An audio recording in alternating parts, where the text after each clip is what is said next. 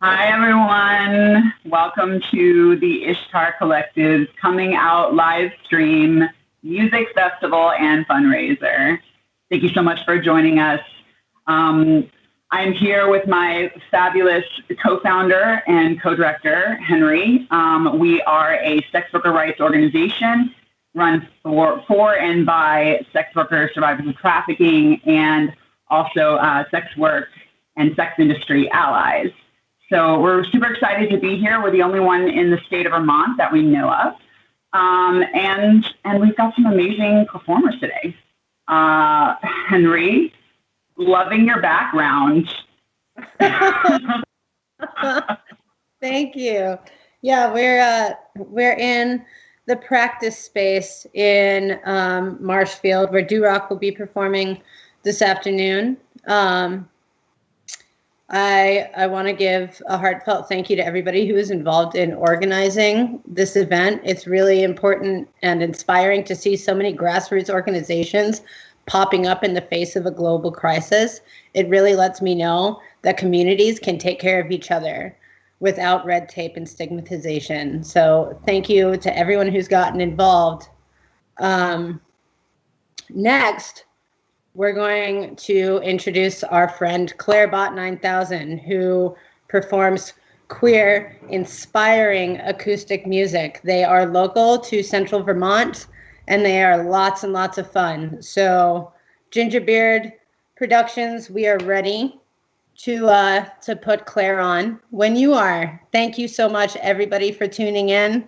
Thank you for paying attention to sex worker rights issues. Thank you for looking out for each other. Now is the time for us to be working together. Yeah, so whenever you guys are ready to put Claire on.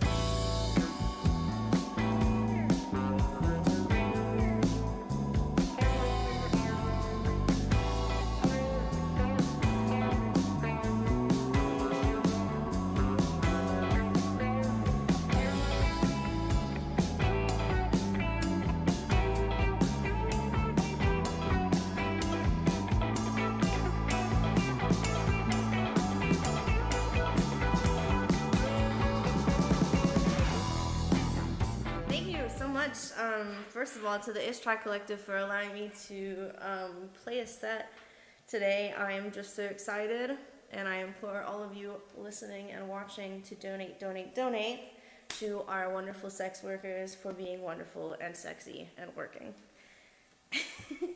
So here it goes.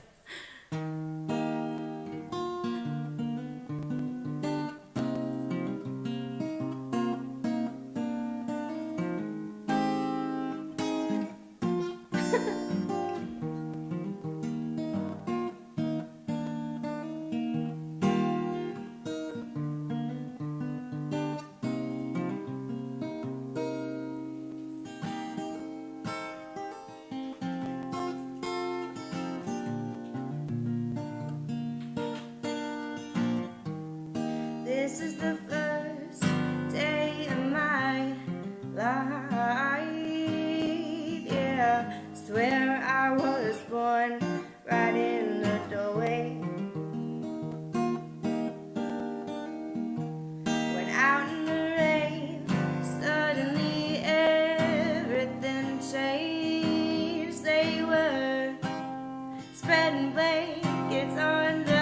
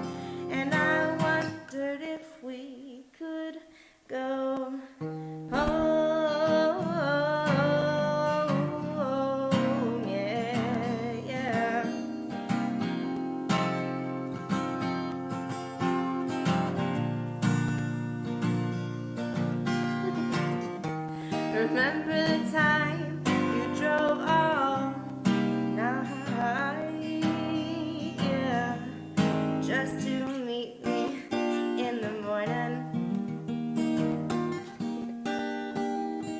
And I thought it was strange. You said everything changed. Yeah, it was as if you just woke up. Yeah, you said this is the first day of my life. Glad I didn't die before I met you. Now I don't care.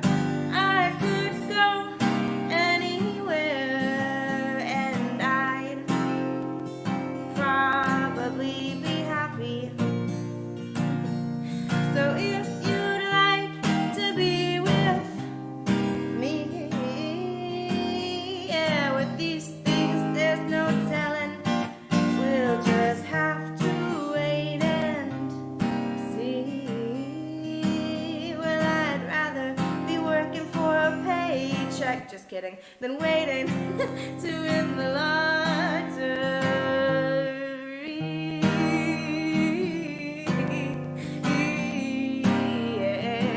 Yeah. Besides, maybe this time it's different. I mean, I really think you like me. Yeah, yeah, yeah, yeah, yeah, yeah.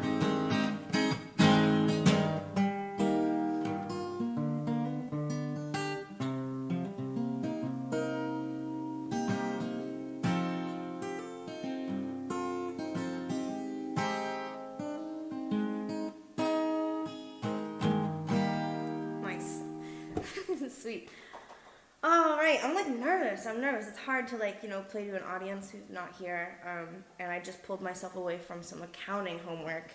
So I'm like in two different spaces. But here's my next song.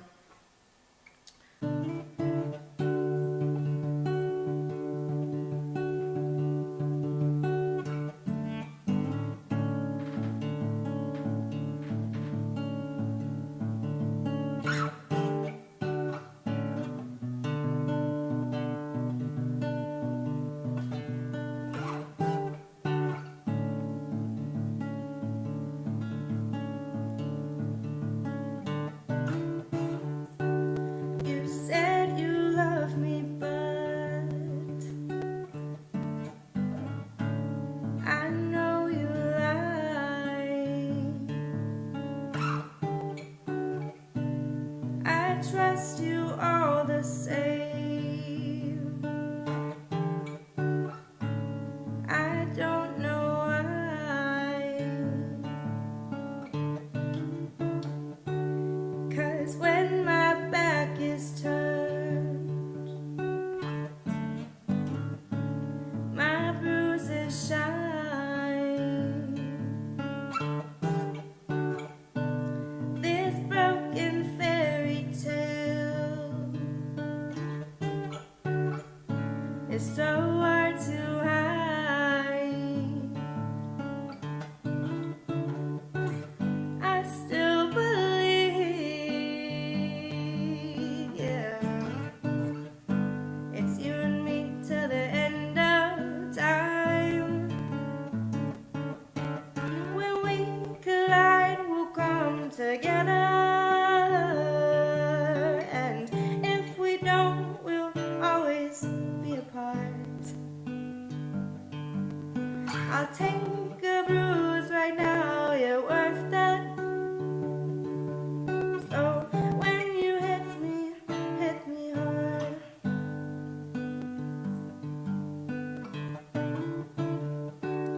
Standing in a wishing hole,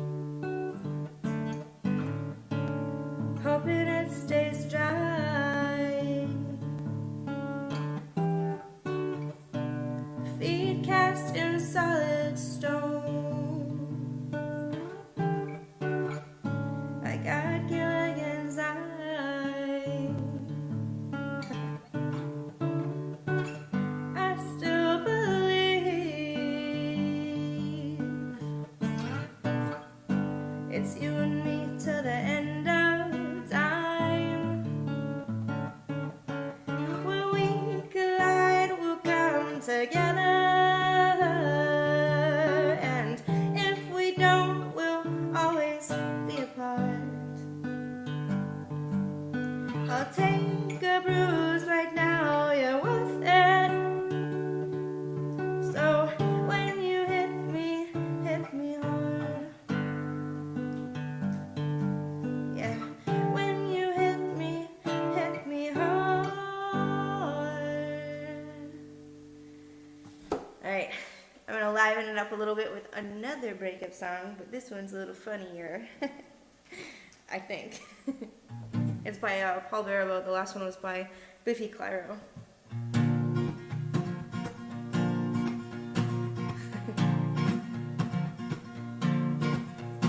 The first letter I wrote you was way too long. There it is. Way too crazy, way too scary, way too sad. And the second letter I wrote you was way too short. Just said I love you, baby, please come back. And the third letter I wrote you was right down the middle. Somehow it did not quite sum it all up. And the fourth letter I wrote you did the best I could do, but we both know that was never good enough. Yeah, I had nothing nice to say. I said it anyway. I made myself feel a little better. Yeah, but in the end, I guess it was probably for the best that I never bothered sending you those letters. The fifth letter I wrote you was one big long joke you probably wouldn't think was very funny. And the sixth letter I wrote was a strictly business note requesting you send me back the last 2 months' rent money. Oh, but the seventh one was magic. It was totally romantic. It would have made your little boxer shorts melt. And the eighth time that I tried, I swear I couldn't even write. I just curled up and cried all by myself. Yeah, I had nothing nice to say. I said it anyway. I made myself feel a little better. Yeah, but in the end, I guess it was probably for the best that I never bothered sending you those letters. Alright, this next one is a song I just learned. I'm going to bring Thomas over here for it. It's by a local artist named ADAD. And I'm really bad at it. I'm actually really great at it, but it's like, it's hard. So bear with me. There will be a lot of laughing and a lot of messing of the ups.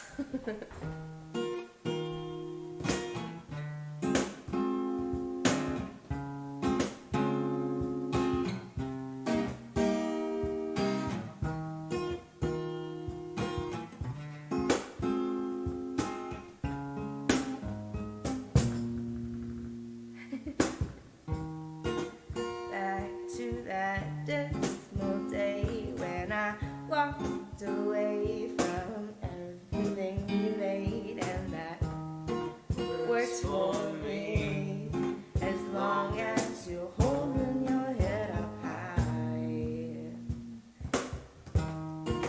That I get to be, no need to carry me on your back. I'll cut you some slack. There's no need to hold me up. Hold tight, we'll get the picture frame to remember this day. Is it too much to say that I found happiness while lying in a grave, hoping that I can stay off all my silly shame? Smiling and running under the sun. You should be running under the sun, away from me, avoiding the run. Leaving her by the wayside,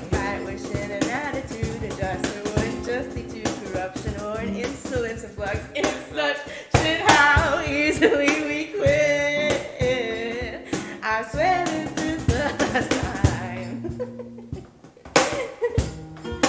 Competent face, sitting in place, surely the grace don't dissipate. Time is what makes us congregate. Is this fate? And if not, oh, why do we keep moving on? Damn right, we don't need friends no more. The picture hits the floor. Oh, please become mature. I want happiness to come within your soul. I want to let you know that I have let you go. To see you smiling and running under the sun, you should be running under the sun, away from me, avoiding the run. You should run under the sun, away from me, avoiding the run. You should run under the sun, away from me, avoiding the run. Yeah, we got it to the end there. Yeah. No, it's fine. It's fine. I just I've been learning that song, and I just shifted the key today, and I was like, oh, I don't know if I can do this. Well, we kicked butt, so. Okay. Well, how much time do we have? I think I got a couple more. We got 10 more minutes? 10 more minutes. Okay. This next song is by another local Vermont artist. His name is Django Solo. I'm shaking. I'm nervous.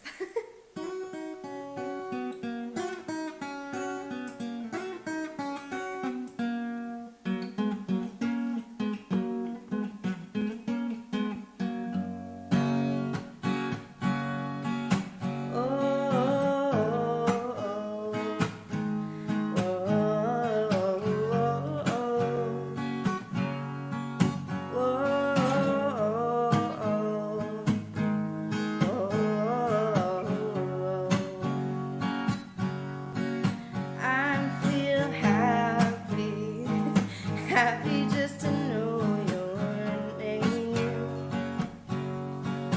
I feel happy, happy just to know your name. It's been a long time coming. Things will never be the same. Our love is so toxic. We only have ourselves to blame. I'm a bird, you're a tree. I'll fly away and let you be. I hope someday you will say to me,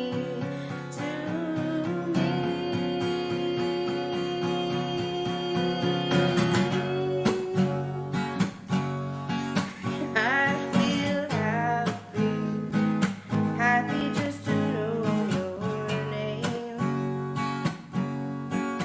I feel happy, happy just to know your name.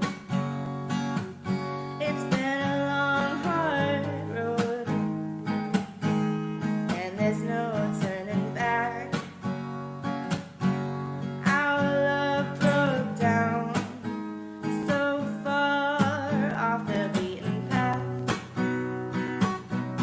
I'm a truck, you're a town. I'll drive away without a sound. Highway bound, I feel free. I hope someday you will say to me, to me, to me,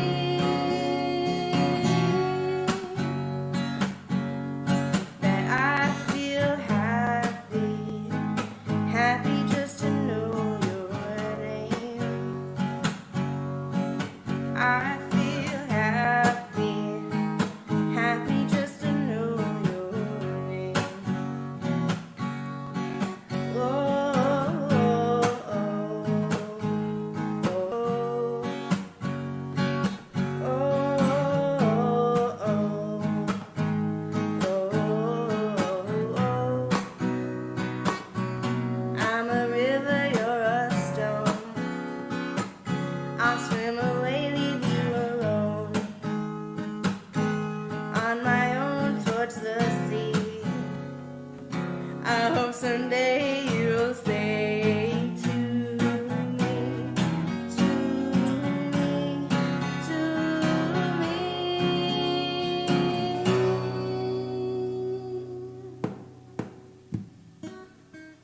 Shit. Alright, totally butchered that ending, but that's fine. Alright, so I've been taking you through like an anthology of a relationship, I guess, you know, starting with the love song and ending with the sad ones, and then finally being accepting and being like, okay, this is fine. So I just learned this song today, I'm probably gonna mess it up, and that's okay, but if you know it, you should be singing along.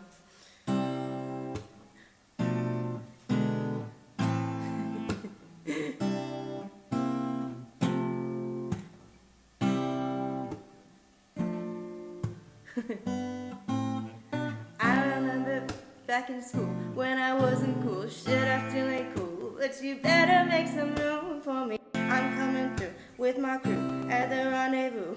Hey, it's a party over here now. If I knew then what I know now, I'd give myself a souvenir for old time's sake. 'Cause I got all that I need here, and I'm good, yeah. I thought I needed to run and find somebody to love, but all I needed was some coconut oil. Don't worry about the small things, I know I can do all things. Mama always told me that, and she was right.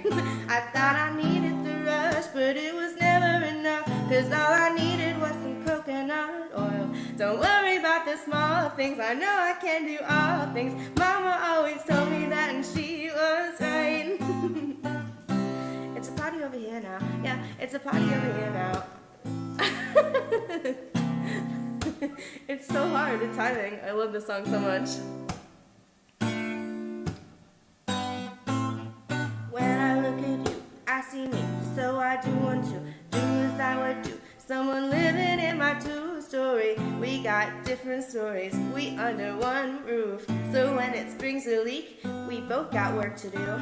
If I knew then what I know now, I'd give myself a souvenir for old time's sake. 'Cause I got all that I need here, and I'm good, yeah, yeah. I thought I needed to run and find somebody to love, but all I needed was some coconut oil. Don't worry about the small things, I know I can do all things. Mama always told me that, and she was right. I thought I needed the rush, but it was never enough, 'cause all I needed was some coconut oil. Don't worry about the small things, I know I can do all things. Mama always told me that, and she was. Thank you so much, guys, for tuning in. Remember to smash that donate button, and until next time.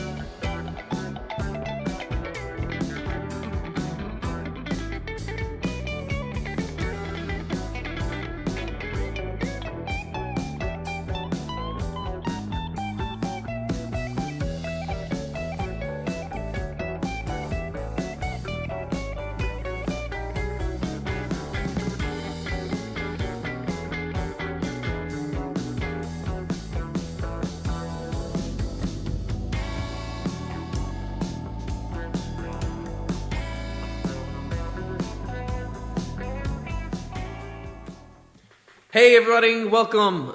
My name is Thomas Gunn. I am happy to be playing here on the stream for the Ishtar Collective. I'm gonna play some tunes. This first one is a Green Day tune. I hope you enjoy it. Do you have the time to listen to me whine about nothing and everything all at once? I am one of those melodramatic fools, neurotic to the bone, no doubt about it. Sometimes I give myself the creeps. Sometimes my mind plays tricks on me. It all keeps adding up. I think I'm cracking up. Am I just paranoid? Am I just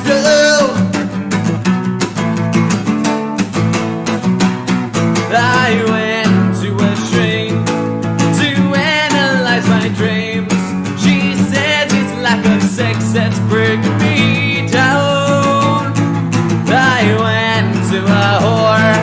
She said my life's a bore. So quit my whining 'cause it's bringing him down. Sometimes I give myself the creeps. Sometimes my mind plays tricks on me. It all keeps adding up. I think I'm crazy up. Am I just paranoid? But you? Oh, oh.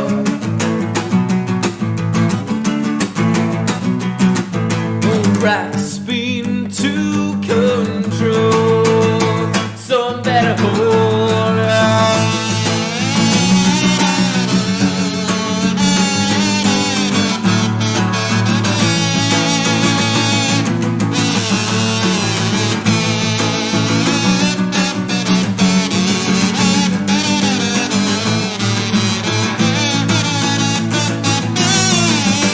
Sometimes I give myself the creeps.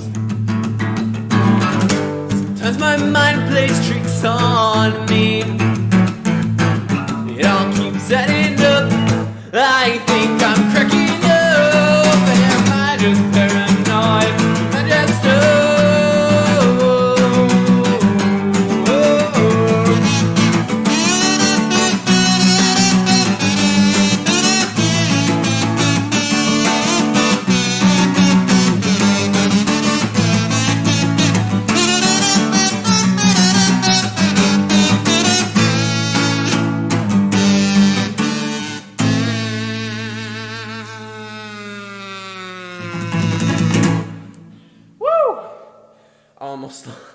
I almost lost the kazoo there. Oh, whew. Thanks, y'all. That was fun. Again, thank you for joining the Ishtar Collective stream. I wish I could interact with comments with y'all, but this is a pre-recorded set because not only am I a musician performing on the stream, I am also one half of gingerbeardhouseproductions, helping get this stream running today. So thank you all so much for watching. We're available if any of you have any sort of live streaming needs you might have. Shoot us a comment. We're available for the production work and stuff. But this stream is about supporting the Ishtar Collective and all of the good work that they are doing in the state of Vermont and beyond to help sex workers in our communities and help. They are a very underrepresented group of people in our communities, and so this is a great way to help boost the message and get people help, get people, I'm sure, healthcare and all sorts of other wonderful things that we need to, it's a legit line of work just like anything else, and nobody should have any say over what people do with their bodies or their line of work, just like anything else. So here we are. Cheers to the Ishtar Collective. I'm going to play some more tunes, and then I'll send you back off. I think Henry's coming back on to speak after. Shout out to Clairebot9000 who played before me. And you got lots of other great acts playing throughout the day. Again, I hope you're still saying hi in comments and stuff. I'm sure I'll chime in text form throughout the day. So,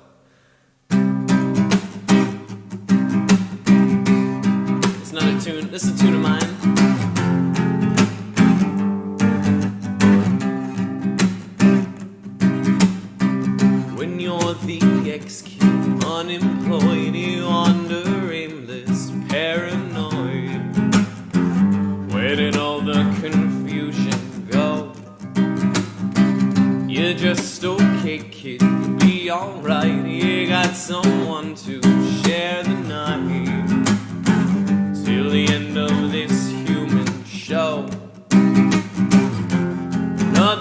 protects me from the food stuck in her cheek.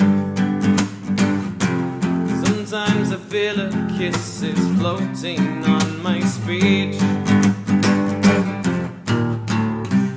Oh, lipstick ghost, see you spooking round your cryptic post with all your runaround. Why don't you run around with me?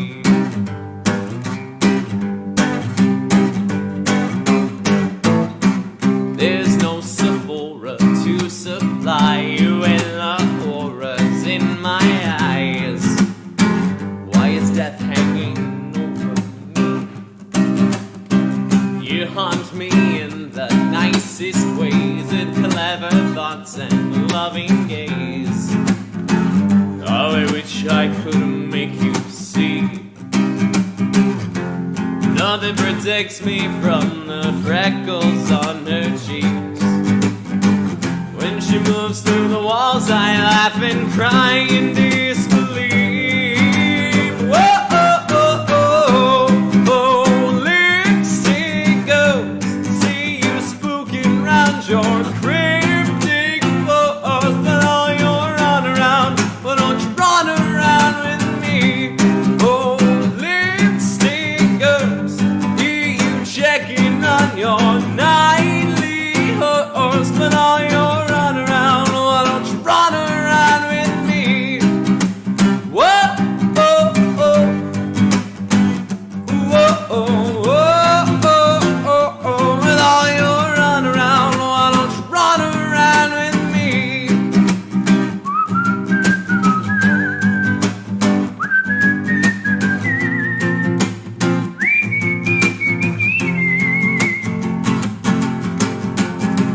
I won't bleed for you when nothing's set in stone.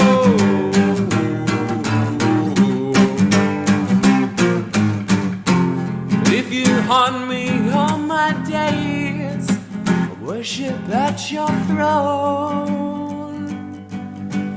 Never leave you for my phone, no.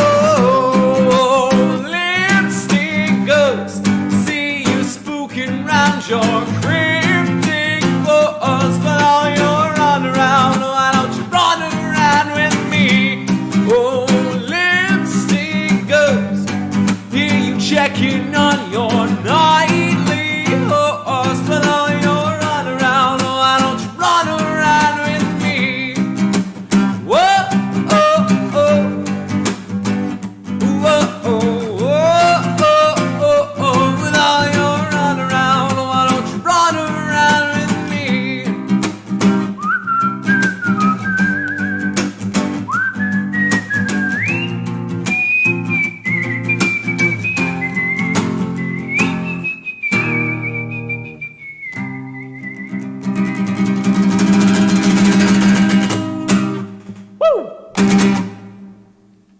Sweet. Thanks, y'all.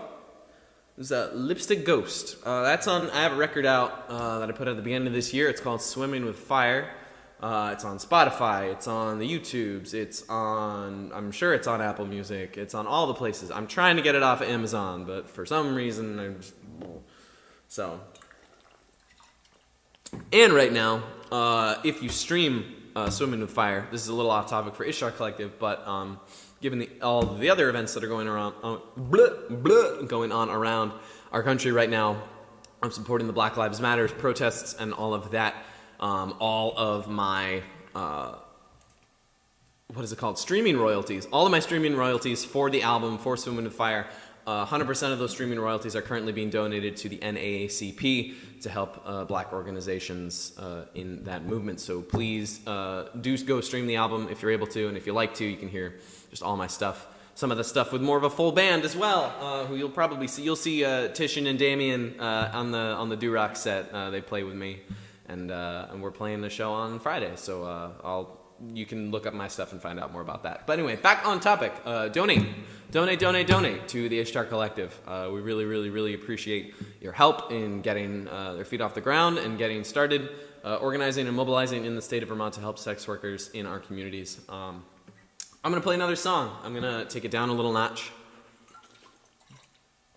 This is a song called Rain Clouds. It is also on the new album, and I hope you enjoy it.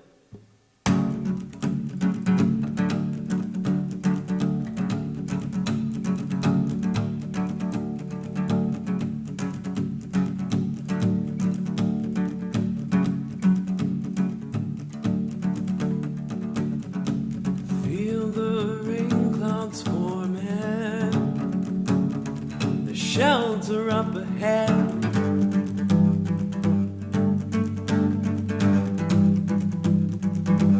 Don't hurt your head.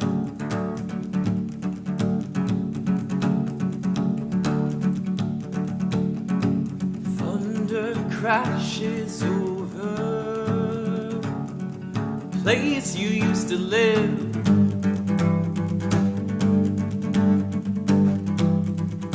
When the heat just wouldn't give, and the flies, they got you good.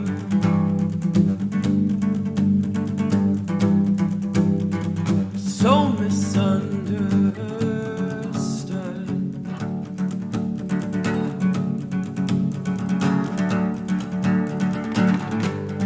Feel the rain clouds forming, kiss the raindrops on her hair.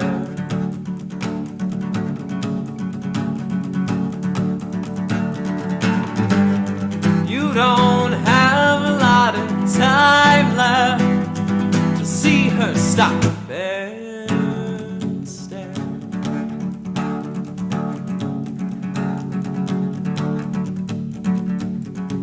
When the storm door closes, the shadows won't be long.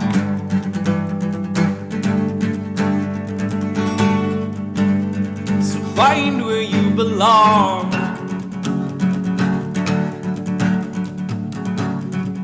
But the flies, they got you good.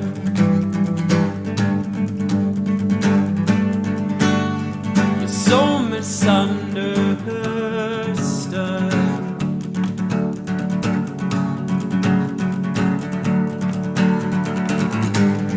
Feel the rain clouds forming, kiss the raindrops on her hair.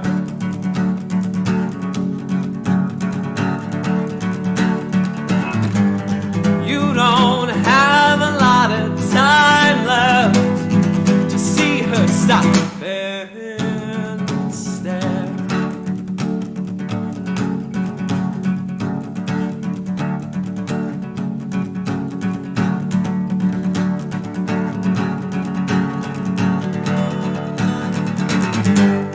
Like an inchworm on his thread, you're hanging left for dead, man.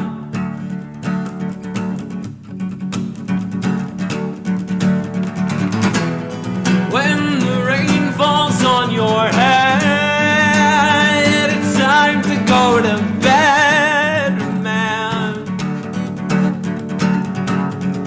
But the lies, they got you good.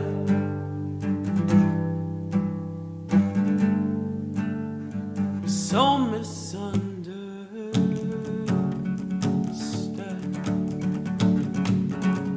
Yeah, the flies, they got you good.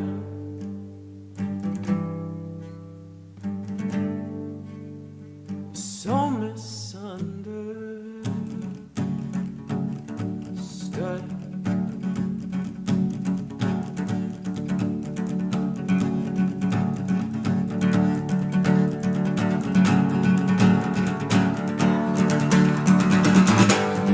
Feel the rain clouds forming, kiss the raindrops on her hair.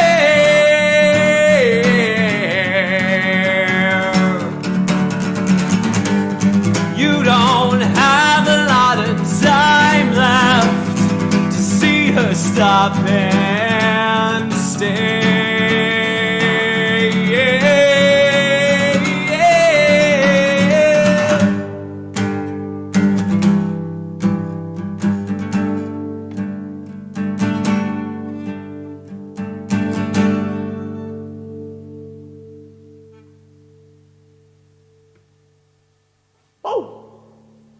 Thanks, y'all. Rain clouds. My shoulders red? I don't know. I've been getting a lot of sun. I hope y'all are also getting a lot of sun. It has been absolutely gorgeous. I think today's the first cloudy day all week. And it was a little cloudy. It wasn't. It's cloudy and not super gorgeous. It was a little cloudy and really nice on Sunday, at the protest in Montpelier. It was gorgeous.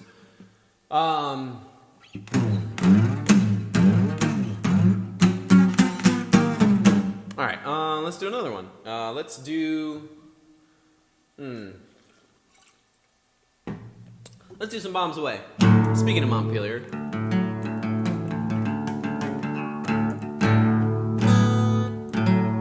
Speaking of Montpelier, in Montpelier at the Capitol, it's for anyone not familiar, Montpelier is the smallest state capital in the country, and in Montpelier, at the top of the state capitol building, we have a statue of Ceres, the Roman god of the harvest.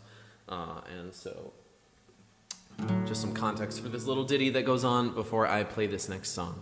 It's also on the record. Sometimes when I feel lost, I take a walk down to the State House. It's over there. Stand between the mounted cannons and reflect on what I know. And once I catch my breath, I take a walk along the byway, stopping only to look back at Ceres, watching as I go. It's good to have routine when you feel no one else can see you, when you're stuck inside your head like an infant in the snow.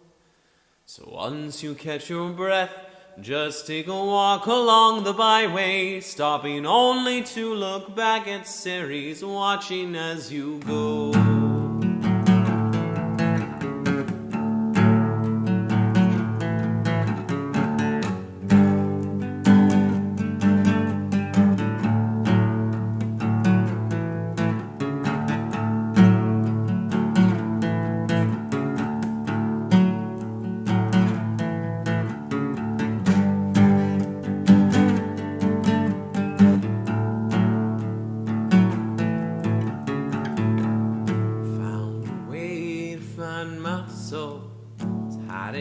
Deep inside this hole of your deepest gratitude. Never mind my darkest fears while I sit alone down here. At least there's decent food. Bombs away, drop the payload. There's a target on my spine. Bombs away, locked and loaded. But I guess I'm doing fine. Found a way to disappear because it's lonelier down here. Tide. Though I often wonder when I will see the sun again. At least my hands are tied. Bombs away, drop the payload. There's a target in my ear. Bombs away, locked and loaded. But I guess I'll never hear. Found a way to dig down deep to this solitude and sleep. Waste the world away, letting go of all I knew. Now I'm slipping down into the darkness of the day. Bombs away, dropped a payload. There's a target on my heart. Bombs away, locked and loaded. But I guess it broke apart. Bombs away, drop the payload.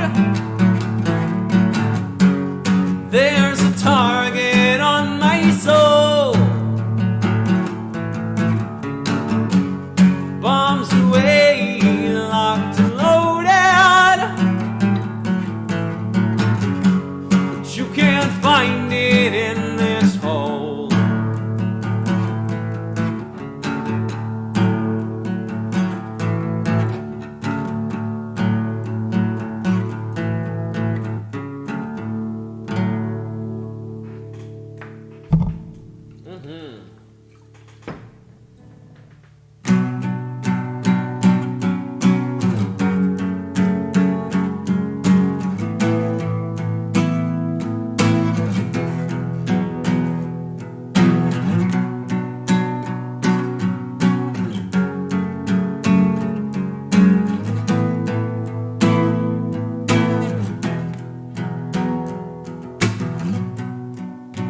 Woke from a nightmare, found a horse I could ride to the shore.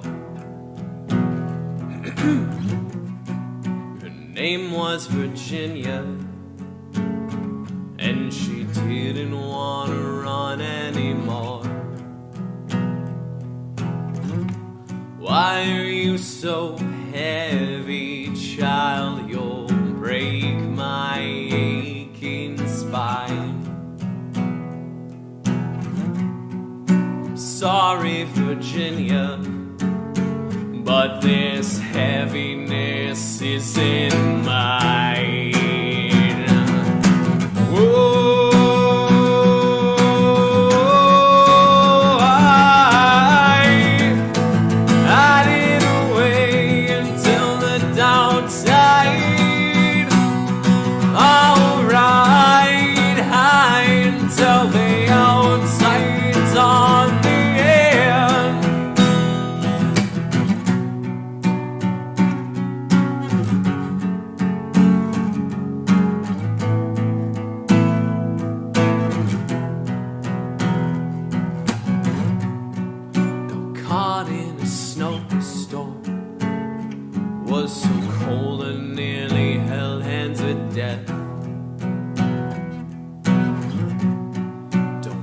My Virginia, 'cause the cold had taken hold of her breath. Why did you keep running, child? You'll never reach the light. Sorry, Virginia, you've got a long and lonely flight.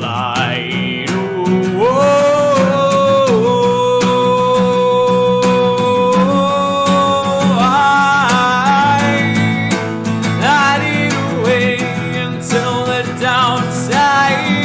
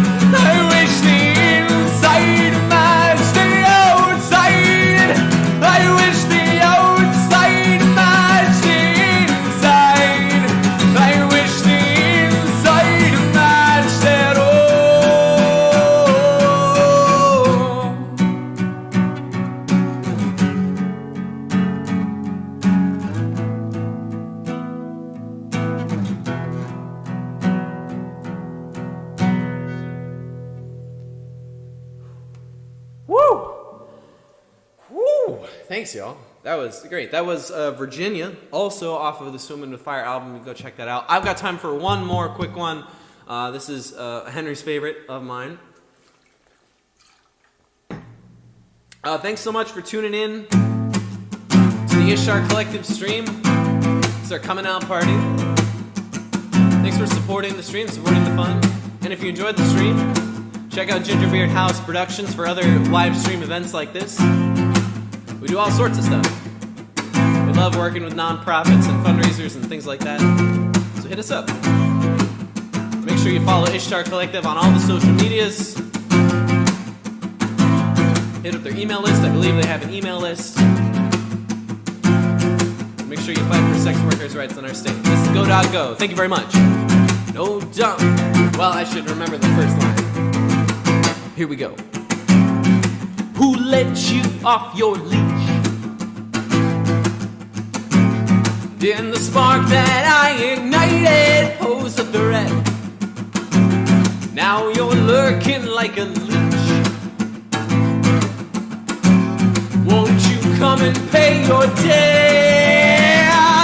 Oh, go, dog, go, run, dog, run, pray for the setting sun. So go, dog, go, run, pray your God don't find his gun. Say go, dog, go, run, dog, run, pray for the setting sun. So go, dog, go, run, pray your God don't find his gun. Say oh, oh, oh.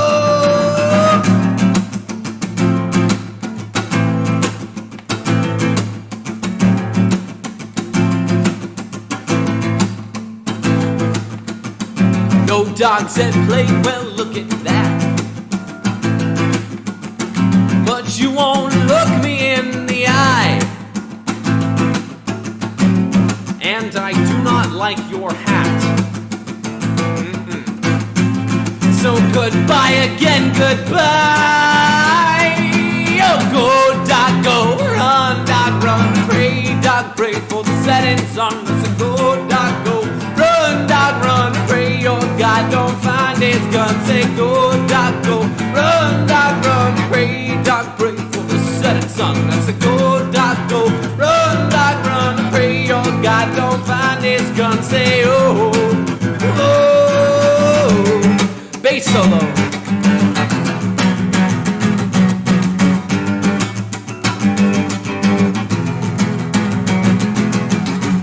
You'll be able to hear this bass solo on Friday. It's my goodbye show. Thank you, Ishtar Collective. Oh, you burn curses on the bridges that you burn. I'm sorry that you're sorry, I will never learn. You call down curses on my name. Well, tuck your tail between your legs, I'm not the one to blame.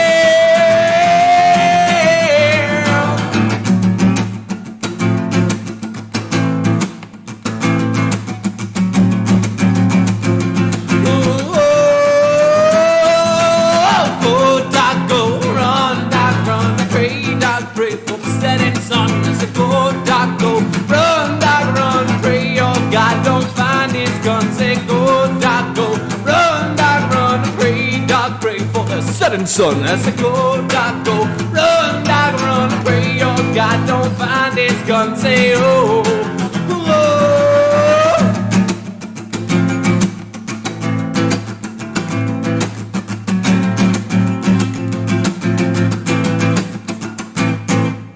Woo! Thank you all so very much. Have a wonderful rest of your stream. Enjoy the stream. We got so much more talent coming up for you. Donate. Thank you, Ishtar Collective. Have a wonderful rest of your day. Peace.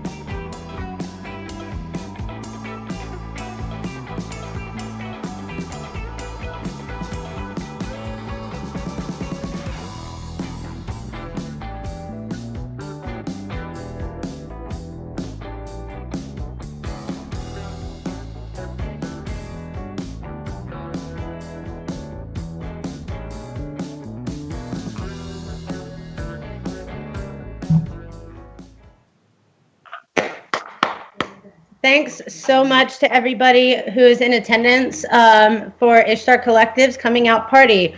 So I kind of wanted to introduce ourselves more formally. Ishtar Collective is a nonprofit advocacy collective in the state of Vermont designed to fairly represent and advocate for safer sex work. We are anti-trafficking, and our main mission with this fundraiser as a coming out party is to make sure that sex workers in the state of Vermont whose income were affected by the COVID pandemic have access to resources and emergency funds. I'm going to introduce to you now again my amazing co-founder, Jay, coming all the way from New York, the epicenter of the pandemic. So here's Jay. We're gonna get them online. Thank you for that lovely introduction. Hi everyone. I'm so happy to be here. So what is a New York person doing? What the hell am I doing in Vermont? I think the first question I should answer. So I started doing sex work in the state of Vermont 7-8 years ago. It's a little hazy. But I really love Vermont, and I love my clients in Vermont, and I'm probably the world's worst snowboarder, so that's keeping me coming back every year. On top of just having great experiences doing sex work in the state. So I'm a sex worker rights advocate, an anti-trafficking advocate, and I work in transgender, gender nonconforming, non-binary rights, as well as disability and Indigenous rights as well. That's a fairly new foray. My background is kind of an intersection of research, community-based research with various nonprofits across the country and in New York. I kind of like to sit in that space between spaces, where in policy advocacy work with community-based research, with sort of direct services. All hands have been on deck for this whole pandemic. Everyone is throwing in their hat to do what we can. In New York, we were hit really hard. Myself and my partner have personally lost 6 people to this pandemic. Not to be, Debbie Downer on this, but we're all experiencing in different ways. We've all been affected in different ways by it. And I think, we all have a circle of influence that we can move in. So, Henry and I, our origin story, we found each other over alcohol. I walked in to get a bottle of wine after looking for sex workers in the state of Vermont for several months, and just happened to be there, and lo and behold, and this beautiful human who had a lot of experience in advocacy as well. So, sex workers in Vermont have a different, we call it a risk profile of coming out, right? In New York, I don't even know half of my freaking neighbors in this building, right? There's so many of us that we can afford this sort of gift of anonymity. We can have it. We can be anonymous and, still be avid sex workers. But what I'm finding and have found is that, Vermont sex workers don't have that luxury all the time. And so we wanted to provide a space for them to have their voices heard, for those who could come out if they wanted to, but to also be supported with resources for folks that have lost income. And, sex workers, we don't have the 401ks usually, right? We don't have access to unemployment benefits. And, even if we did, there are a lot of, current SBA loans that, have current interest, which basically means a lot of sex. You can't qualify for those SBA loans if you have a business that promotes excess amounts of sex, like whatever the hell that means. You all define for that for yourself what that is. So long story short, we saw a need, and we just quickly started seeing people come out and really needing support. Today's representation of who is going to be on this live stream is not representative of all of our folks that are part of the collective. And we wanted to use the privilege that we have to come out to try to raise funds. But we some of us don't have that privilege. So, being mindful of that and wanting to uphold their voices as well as survivors of trafficking. It's very important for us that we are at the forefront of fighting against exploitation within our industry, because it's our industry and we're the experts of it. So anyway, that's my spiel. I'm going to kick it back over to Henry. Hey. Oh, goodness. Wonderful. Thank you so much, Jay, for sharing that information and your personal experience organizing remotely with us up here in Vermont. Just a quick shout out to Jay. Like, without Jay's involvement, this collective would not have been a possibility. Just the same as without Thomas and Gingerbeard Collective, this fundraiser wouldn't be a thing. The idea is to kind of build a community so that folks who don't feel safe and represented have people holding them up in times of crisis. Like, mutual aid is the name of the game, my friends. So for all of you guys looking on and listening, every performer that's involved, thank you from the bottom of my heart. Coming up next, we have some really dear friends of mine, and some of you might be familiar with them, the Detrani brothers. The two of them have an origin story going out to the West Coast, but they have since accumulated a small band of, apocalyptic swinging ne'er-do-wells. They are quite a treat for the ears, and feel free to kick them down some cash, check out their merchandise, their Facebook, and don't forget, folks, donate, whatever you can spare. We look out for each other and donate. All right, Detrani brothers.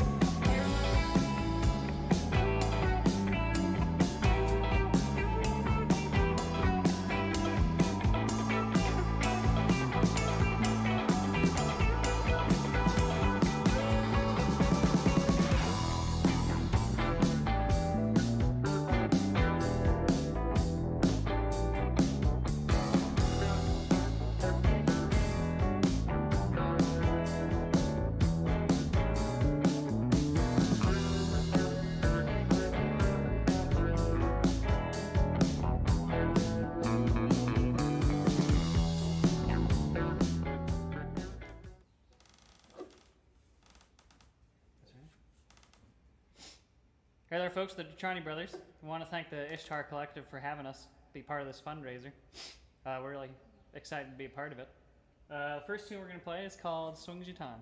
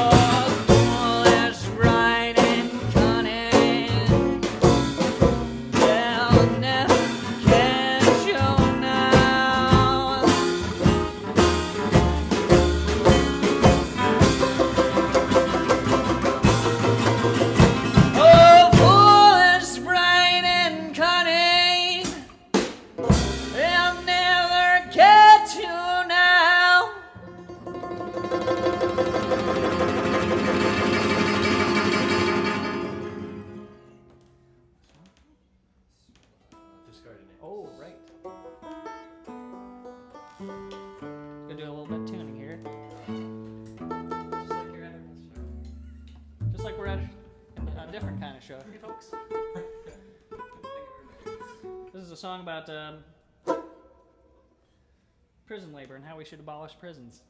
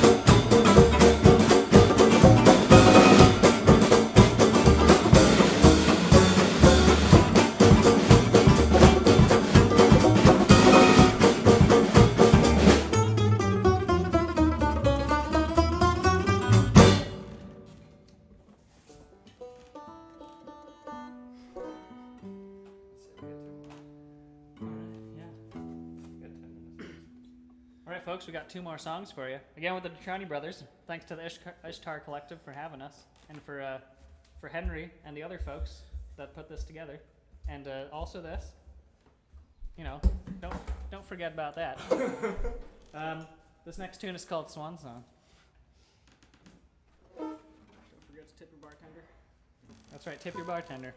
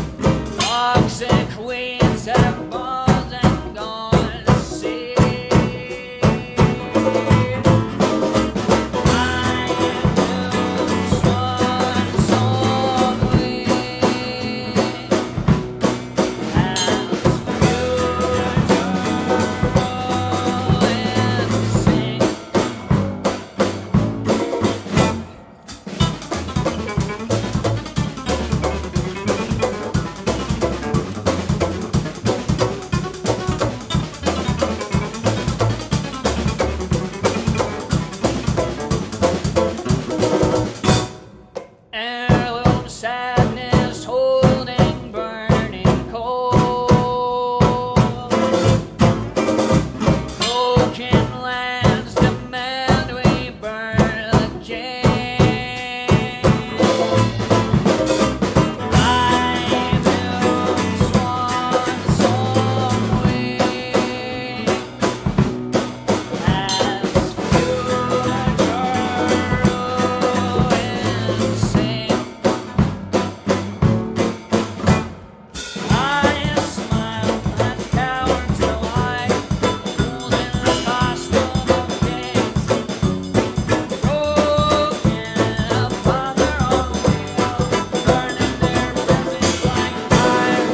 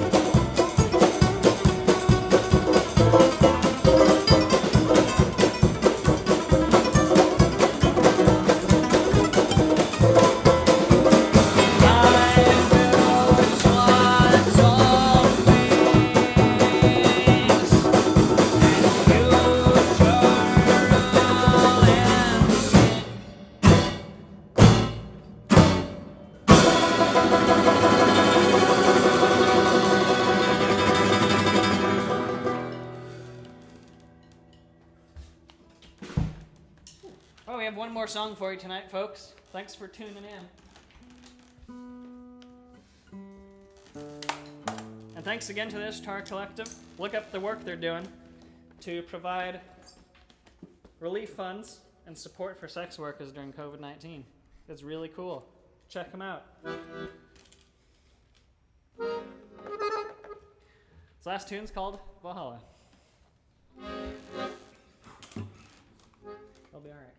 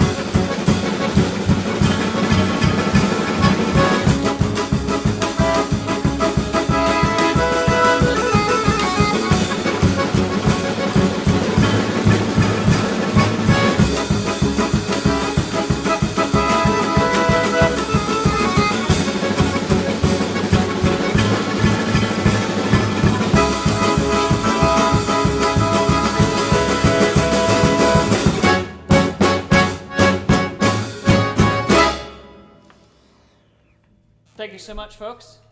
For the Detrani brothers, be sure to check out the Ishtar Collective. It's good to hang out with you folks on the screen for a little while. Maybe we'll see you in real life one day. Thank you.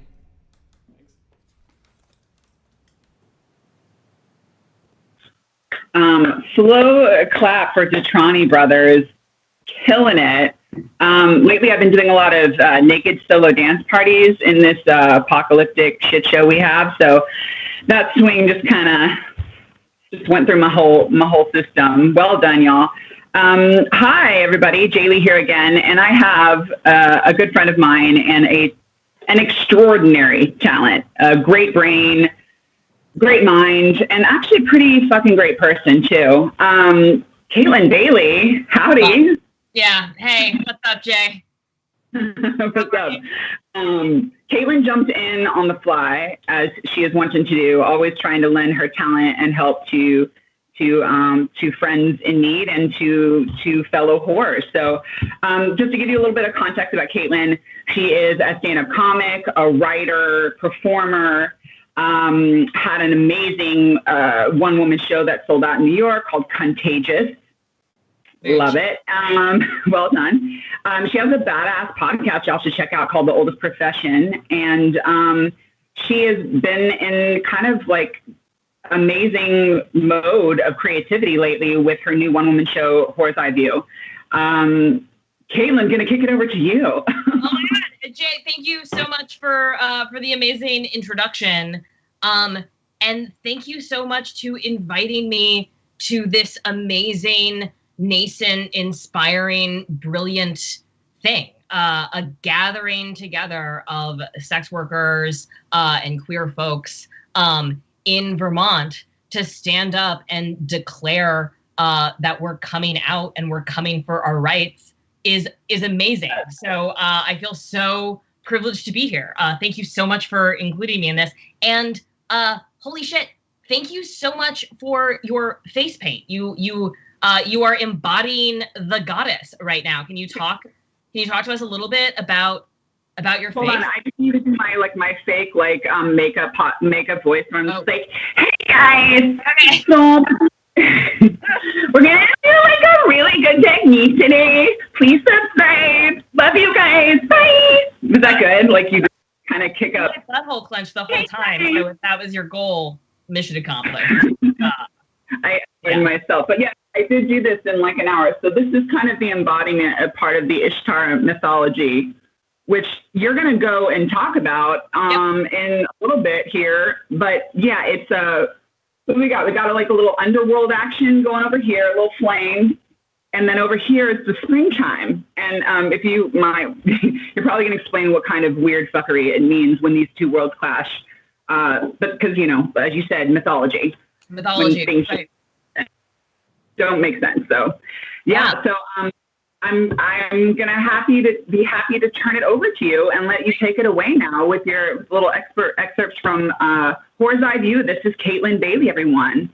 Yeah, thank you. Thank you so much for having me and making me a part of this. I'm I like to describe myself as a professional mouthy whore. I work as a stand-up comic, and I am out as a former sex worker. I used to do full-service escort work in Raleigh, North Carolina in 2004, 2005. And then for about a 5-year period in New York City, I was working as a I hate the word sugar baby. Like, it makes me want to throw up in my mouth, but but I don't know other good words for it. I developed a patron with my sex energy. I don't know. It was whatever. I figured out, like all of us shape-shifting survivors do, figured out a way to survive and get my needs met and prioritize my art in New York City using the magic of sex work, which is one of the things that has us gathered here today. So that's my history as a sex worker. As a stand-up comic, I started telling my story in like super misogynistic circles around like roast battle culture in comedy clubs. I was touring Middle America. I had good gigs in like Columbus, Ohio and stuff. So telling my story of being like a voluntary, experimental, very privileged, self-assured, self-possessed, consensual sex worker is something that I developed a lot of experience doing. And so I also was a history major, and that's this is the first time that I'm able to use my degree, frankly, was researching and getting just gnarly obsessed with the stories of sex workers from history. So I started the Oldest Profession podcast, where every episode we do a deep dive from different sex workers throughout history. And about the fourth episode, I stumbled upon Ishtar, who is like literally the mother of all whores, and she's like the whore of Babylon from the Bible. And we'll delve more into the story, like the story of Ishtar, and then the story of Ishtar, which is fascinating. But temple prostitution as the origin story of sex work, I think is a radical message that ought to be embraced by the sex worker rights movement. And if you look back at the temples of Ishtar, they were houses where queer people gathered, where LGBT people gathered, where people of all genders and a spectrum of genders presented and found spaces, performances of all kinds, all of the fertility drugs. It was a place of like sacred sex knowledge for like, one of the stand-up jokes that I have of like, whether you wanted to have a baby or you didn't want to have a baby, you got to talk to Ishtar, right? Like she's like, yeah. So it was a house, a temple of this sacred ancient knowledge. And she embodies so much of what, all fertility goddesses do, the life, death, life cycle, right? The growing up of the crops, and then they come super hard, and then they fade away and decay back into the earth, and like over and over and over again, like the crops mimic the sex act, mimic the life cycle, because we're all connected in this sort of like never ending wave, which is something that the ancient fertility cults, including so the origin story of many of that in the Mesopotamian world is Ishtar, is one of the earliest goddesses, and also the mother of prostitution. And I feel I'm thrilled that you guys are the Ishtar Collective, and that you are grabbing that history by its very proverbial balls, and driving that message forward and reclaiming sex work. Yes, we should decriminalize for harm reduction. And yes, we should decriminalize to reduce violence and STIs. And yes, we should decriminalize because incarcerating adults for engaging in consensual sex work with each other is a human rights violation, no matter what form it takes. But also, we don't have to apologize for being sex workers. We can reclaim our history and reclaim our identity with, dare I say it, pride, in the month of Pride, and be a part of the LGBT rainbow and coming out stories, and this framing of like coming out of the closet, and the fact that we were sort of all in the same temple together, in this like 6,000 year history, just feels really beautiful and poignant to me. So with that overwrought introduction, let's talk about who the fuck Ishtar is. But first, let's talk about how we know things about Ishtar, because it was a really long time ago, and like, how do we know things? So one of our oldest stories in the Western canon or whatever is the Epic of Gilgamesh. Some of you guys may have been assigned this in high school. I was not, and have yet to read it, but I have read that in the Epic of Gilgamesh, which is like basically war porn, but a long time ago. So one of the working theories in like feminism or queer theory of the world is that like for hundreds of thousands of years, we worshipped mostly female deities or like fertility cycle goddesses, and had lots of respect for the rhythms of the world, and had like a more mystical relationship. And it starts with like Anna. I'm not a real academic, right? Like I smoke pot and read the books that I want and then mouth off about it. I am a comedian. So, but anyway, some like instead of believing like a hierarchical God that like governs an ordered universe, it's like the hill feels, and like the tree thinks, and like birds believe. Yeah, that form of like sort of early religion morphs very naturally into goddess religions, and this is where Ishtar comes from. And there's lots of archaeological evidence that for hundreds of thousands of years, these matriarchal, matrilineal goddess worshipping cultures were like fucking fine.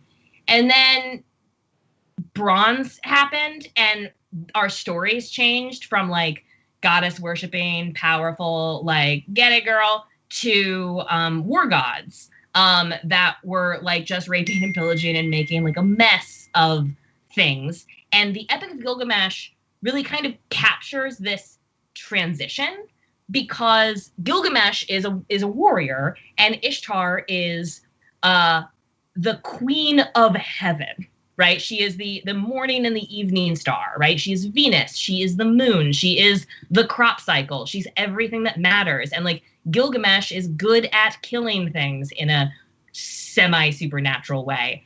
And for whatever reason, in the Epic of Gilgamesh, Ishtar comes on to Gilgamesh and is like, I would like to have sex with you, even though that you're just a soldier. And Gilgamesh slut shames her in this moment. He's like, not only do I not want you, which is like, cool, everyone has their boundaries, but he's like, but you're also like a dirty, dirty slut. He like lists the people or gods or creatures or like mythical beings that she had sex with, and like shames her for that.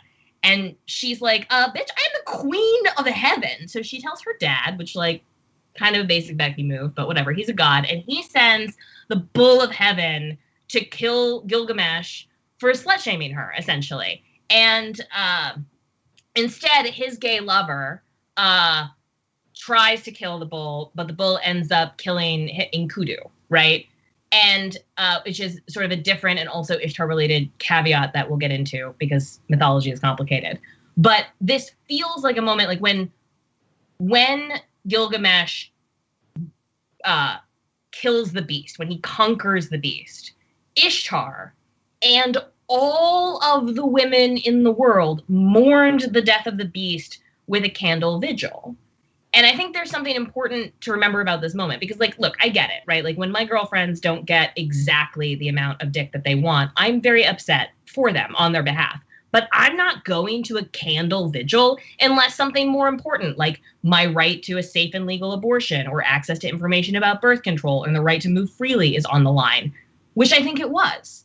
I feel like the conquering of Gilgamesh over Ishtar is this like mythical embodiment of war gods over fertility goddesses and like kind of the original sin for erecting this deeply problematic, hierarchical, misogynistic, heteronormative fucking police state that we are also obviously descending into in an unsustainable way. Like, right, we don't get nuclear bombs and also don't know how to solve yeast infections in a world where we just kept worshiping goddesses like Ishtar.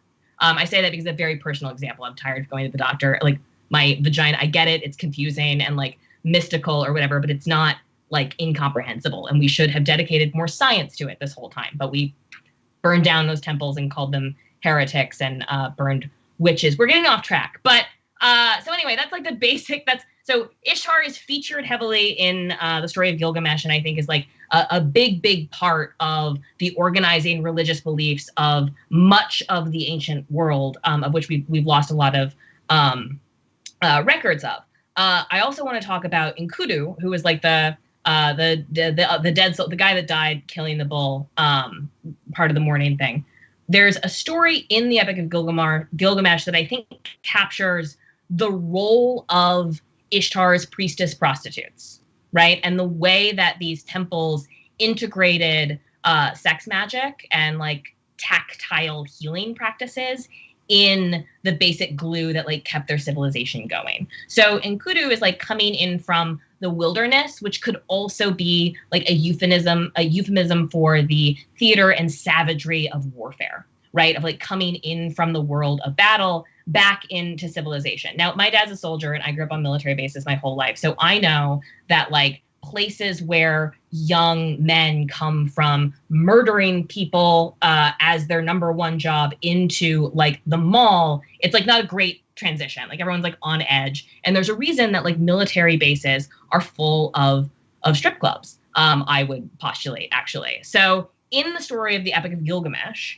Ishtar sends Enkidu, one of her harlots, one of her priestess prostitutes, to spend 6 days and 7 nights with Enkidu, easing his transition from the wilderness or the theater of war back into civilization. And not only does she engage in sex with him, right, where I imagine there's like a lot of energy shifting happening during that, But she's also like teaching him table manners and telling him that he like has to wash his hands, and that like if you bump into somebody in the street, it's not like an emergency. And I feel like this embodies a lot of the emotional labor and a lot of the roles that sex workers have always sort of played, like lubricating the rough edges of society, you know? And I feel like that is a role that we have played for a long time. And so in the ancient temples of Ishtar, you know, there it wasn't a perfect utopia. There are absolutely hierarchies and misogyny and violence in these worlds. But one of the ancient practices is if you wanted to rule during like ancient Syrian culture, one of the things that you would have to do as a wannabe prince was to come to the temple of Ishtar and like engage in ritualistic or like possibly super real sex with the priestess, the embodiment of the goddess of Ishtar.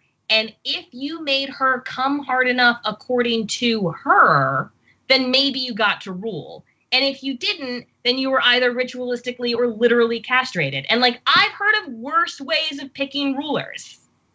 So anyway, so like that was like, so this is all like wrapped up in the stories about Ishtar. I want to tell. Should I tell one of the season thing, the one where about the underworld and okay. So Ishtar is an ancient fertility goddess, and part of being a fertility goddess is embodying the transition of the seasons, right? This like spring, fall, summer, like things die and then they regrow, life, death, life cycle, right? And so there's an ancient Greek myth about like the god of the underworld, like stealing some goddess's like niece or daughter for 6 months in Hades or whatever. And like that being like spring and fall. Well, that's just a knockoff version of Ishtar and her sister. So Ishtar is like the queen of heaven. I've heard her described as like the Beyonce of mythology or whatever. And her sister is the underworld, ignored, sniveling, jealous goddess of like all of the bad feelings, right? Like if Ishtar is amazing, then you know her sister's feeling shitty about herself in the underworld, and so they live at a distance. And one day Ishtar has to visit her sister, and the myth changes whether she's going to like her sister's husband's funeral or her wedding, or there's like some ritual, or like her dad made her do it, or like she has to get the magic rock because it doesn't matter. But Ishtar has to go down to the underworld to visit her sister. And to prepare for this, she knows that she's going into hostile territory, right? Like I imagine how many of us feel when we go home for Thanksgiving, if we still do that, right? Like it's it's going to be touchy, right? Family can sometimes be a very hostile place.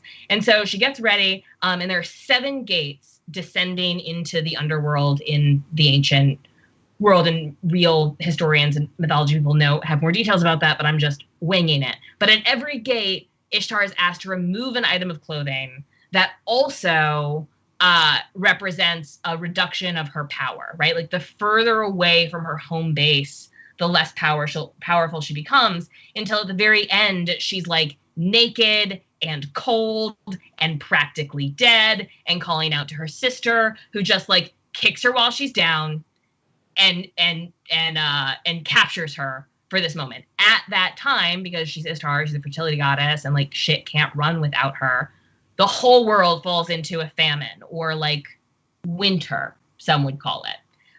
And people freak out. So other people from the underworld, like, I don't know, I think her uncle gets involved, and like her mostly worthless like husband, boy king, lover person is like also around and has feelings and like whatever. So a coalition is formed, and they go down to the underworld and they negotiate with the sniveling sister, and is like, if you give her back, we'll pay more attention to you or something. And this is like integration.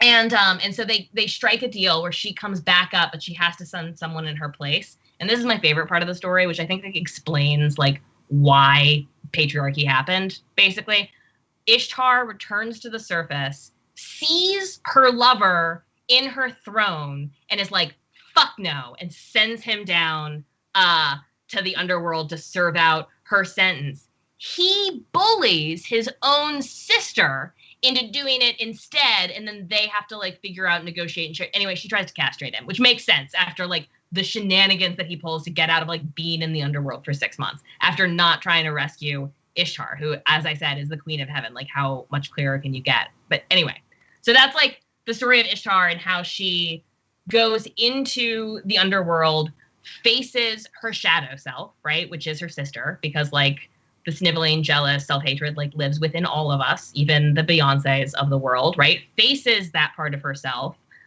melts into a puddle of nothingness, is then comes back up, re-emerged, reintegrated with herself, and is able to like do the seasons and shit works. And that's the origins, or not one of the origin stories, but one of the foundational myths of Ishtar, and one of the things that was worshipped. And many of our holidays today, like Christmas and like Easter, for example, are reflections of some of the summer solstice and winter solstice that are about this seasonal and life cycle that comes in many, many forms. Sweet. So that's the basic story of Ishtar. Now I want to tell you what happened to the story of Ishtar, because like I said in the beginning, the Bible calls her the whore of Babylon, like there's something wrong with her, which is very offensive. So the Christian church is, it's very important to remember that the origin story of the Christian church is ancient Rome, which is like easily history's most chauvinistic culture.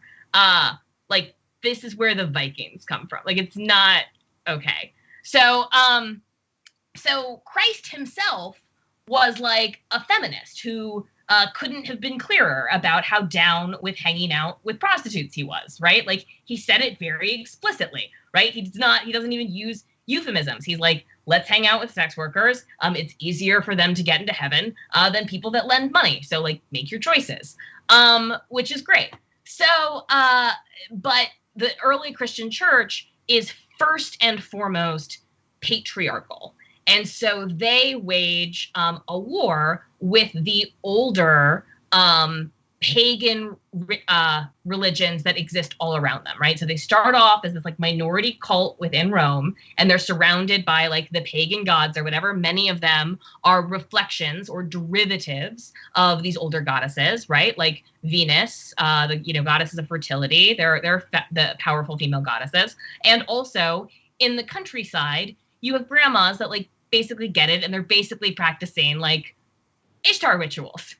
But when Christianity takes over the Roman Empire, they really double down on this, like, goddesses are disruptive, chaos energy must be smited out and controlled. And the Christian church spends a disproportionate amount of its early energy waging war on heretics, which of course includes witches. And they're very much afraid of these like old fertility rituals. And I think that's reflected today in like the moral majority's war on access to abortion, medically accurate information about sex, anything outside of the like binary gender must control-ness or whatever. They're not cool with sexy stuff. All of the things that were housed in the Temple of Ishtar, right? Prostitution, abortion, fertility drugs, the full spectrum of gender expression, the full spectrum of sexuality expression,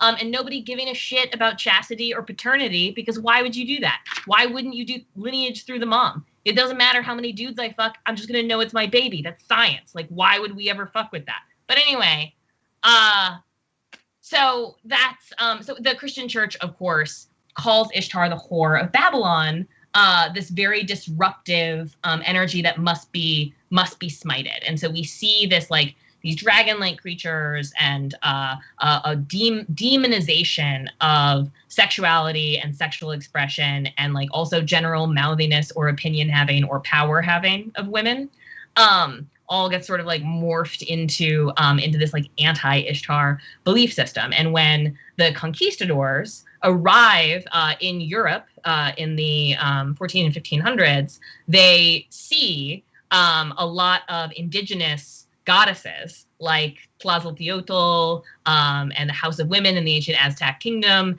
and lots of like powerful women taking up space, and they use this mythology of witchcraft and the whore of Babylon and the danger of this sexual energy as one of the many threads of lies that we use to rationalize and justify the genocide of Native Americans here. So, I don't know where to look where there might be questions. So do you see any questions? Jay, is there any way for you to? I'm going to look over in the Facebook chat. Anybody have any questions on that was a full 27 minutes. So we have 3 minutes to address 3 minutes y'all's questions if anyone has anything. Or also process thoughts. What is it? Or also process thoughts. Like that's that is fun. I do like the variations of the mythology. And one variation I saw that actually Ishtar took the body of her lover and embodied the male identity. Yes. So basically, he did the penance for her in the underworld, which as a genderqueer person, I definitely got down with. Yep. For sure, absolutely. That is one version of the myth. I mean, we're talking about a religion that like predates. There are many versions of this, right? Like, look what we've done to the Christ story, and that's like not even that old. So, and the one thing that the archaeological record is clear on is the acceptance of different gender expressions, right? You see like all kinds of people that take up space in these temples, and like Ishtar herself generally presents as a woman, but plays with war gods and has like has moments of two-spiritness, which doesn't. I don't want to be. Now I'm being ahistorical. So. Oh, no, I think that's spot on. We did have one question. With actually more of a comment here. Can you talk about the temples of Ishtar and the labor?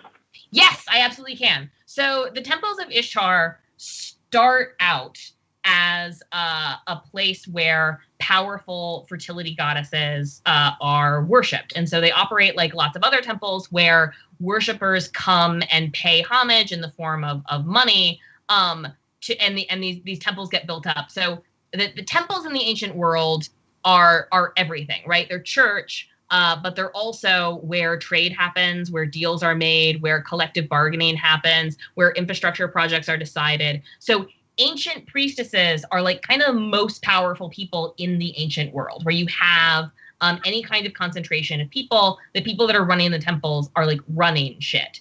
And you also within that have hierarchies where you have, different levels of priestesses doing different levels of like apprentice, journeyman, mastery stuff. But there's a lot of skill building that happens in those temples, like the fertility stuff that we were talking about, teaching people like the rituals, dancing, performance, and also sacred sex. And so early worshipers, like we talked about the kings beforehand as like part of their annual like re-king appointing ceremony, was coming to the temple and engaging in sacred sex. And then also, of course, the king is making like a huge donation to the temple, but it's like blurs that line between paying for sex and like donating to your church and also doing sex as a part of the ritual, if that makes sense. But it's the origin story of prostitution. And very, very early on, we see evidence of prostitution coming out of the temples and existing in sort of like the lay world. And some of those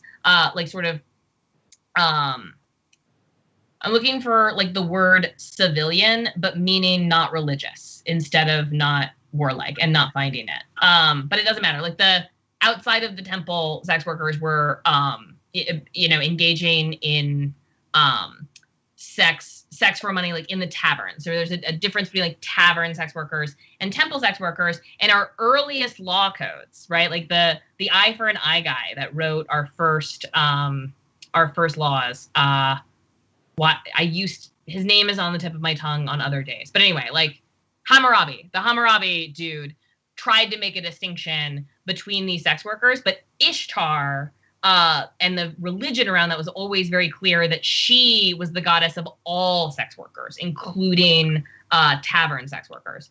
But this morphs the closer we get, the more and more these like goddess worshiping cultures stop existing in a matriarchal culture and start to exist in a patriarchal culture. It becomes a place where fathers can like take their daughters that they want to get rid of. There are people that are like sold to the temple. It does become a place where like exploitation is made possible. And yes. So patriarchy introduces human trafficking. Right. I mean, like, there's no better example of this than like what happens in theaters of war, where like generals will take over the supply chain of prostitution. This is war crimes level stuff. But the temples of Ishtar are a place where sacred knowledge, including information about sacred sex and sex in exchange for material resources, whether those material resources are framed as, you know, homage or payment, is something that archaeologists agree on. So I hope that answered your question. I imagine that it kind of starts off as like tantric-y and becomes more commercialized as, you know, things like currency become more prolific. But like temple priestess prostitutes predate currency. Yeah. Excellent to note. Thank you so much, Caitlin. Is there anything else you wanted to throw in on before I turn this over to our next collective member? I just want to thank you guys so much for the bravery of coming out and fighting for decrim in Vermont, and give you a round of applause and hope that all of the goddesses smile on your work. And I wish you the best of luck in your endeavors. So thank you so much for doing this. Amazing. Amazing. Thank you so much, Caitlin. And we will be right back after this break.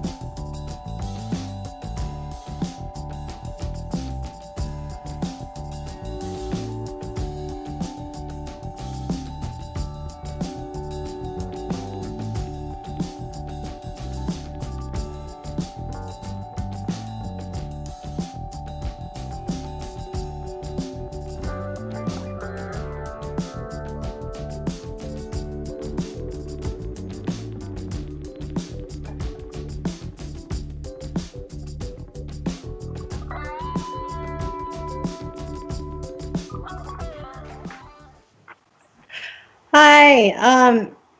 Thank you so much, Caitlin, for that amazing history lesson. It was both educational and entertaining. Next up, we're going to introduce another co-founding member of the collective, our magnanimous Christine.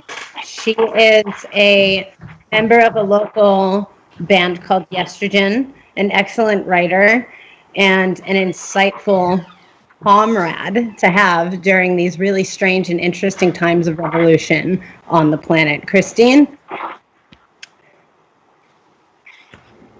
Well, thank you for that super flattering intro.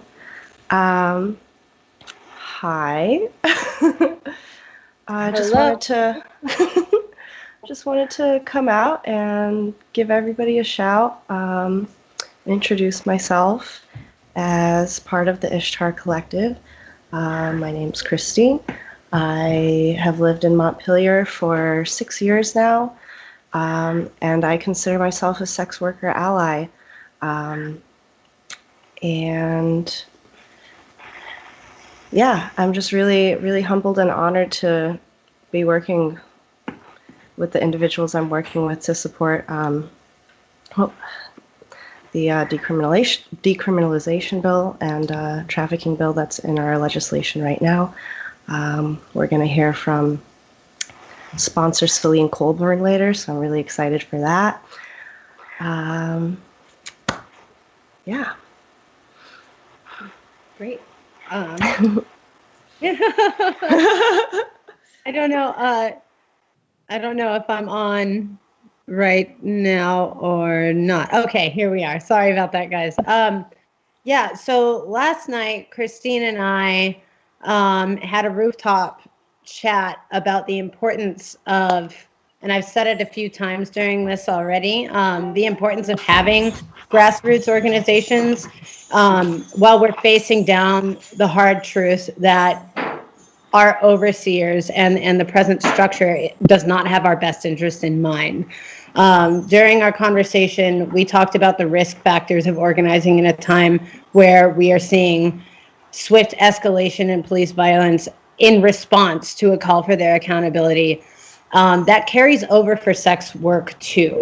When we talk about protecting each other from police violence, we can also talk about protecting sex workers in the face of a society and a police state that is made to incarcerate and censor us. So what that looks like for us in the collective now and for sex workers across the nation that decide to work together is making sure we have these emergency resources when we are facing down systematic challenges like pandemics, like mass incarceration.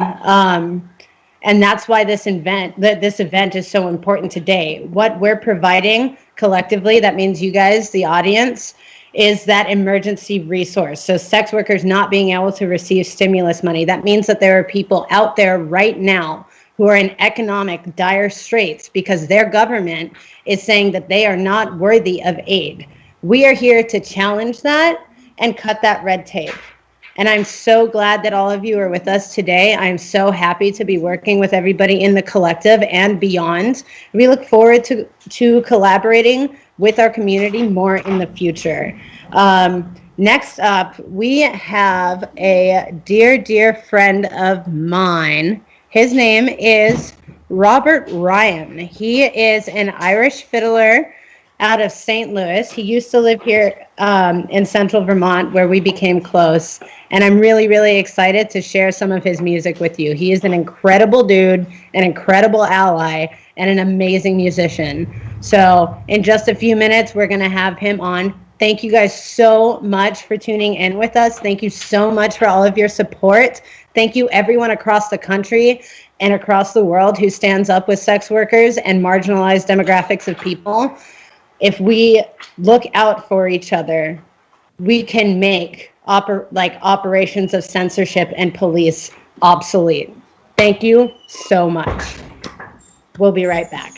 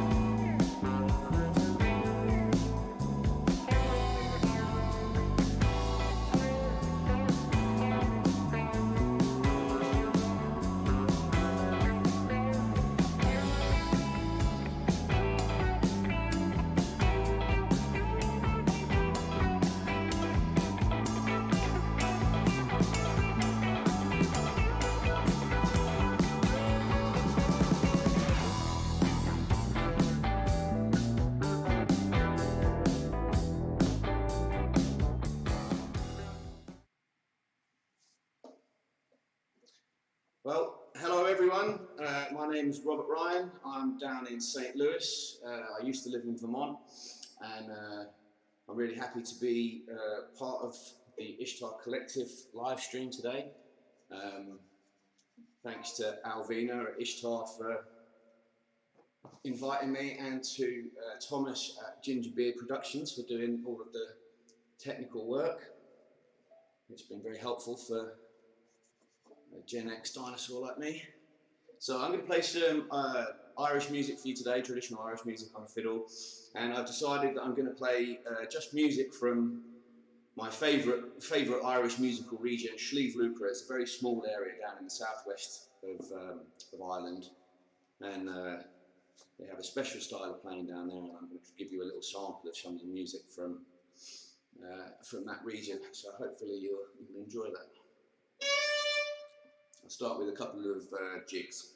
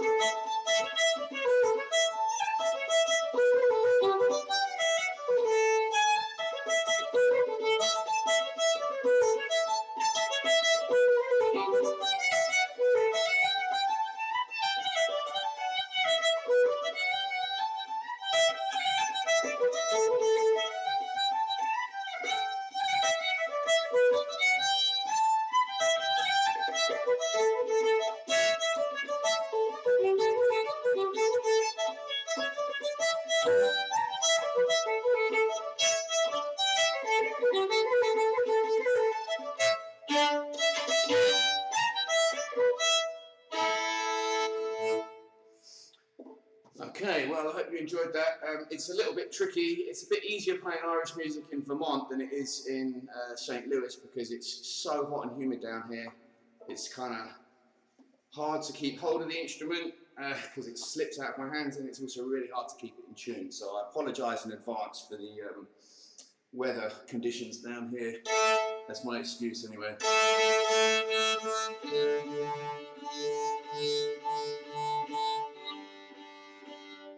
Alright, so I'm going to carry on with some more Slieve Lucra tunes. I'm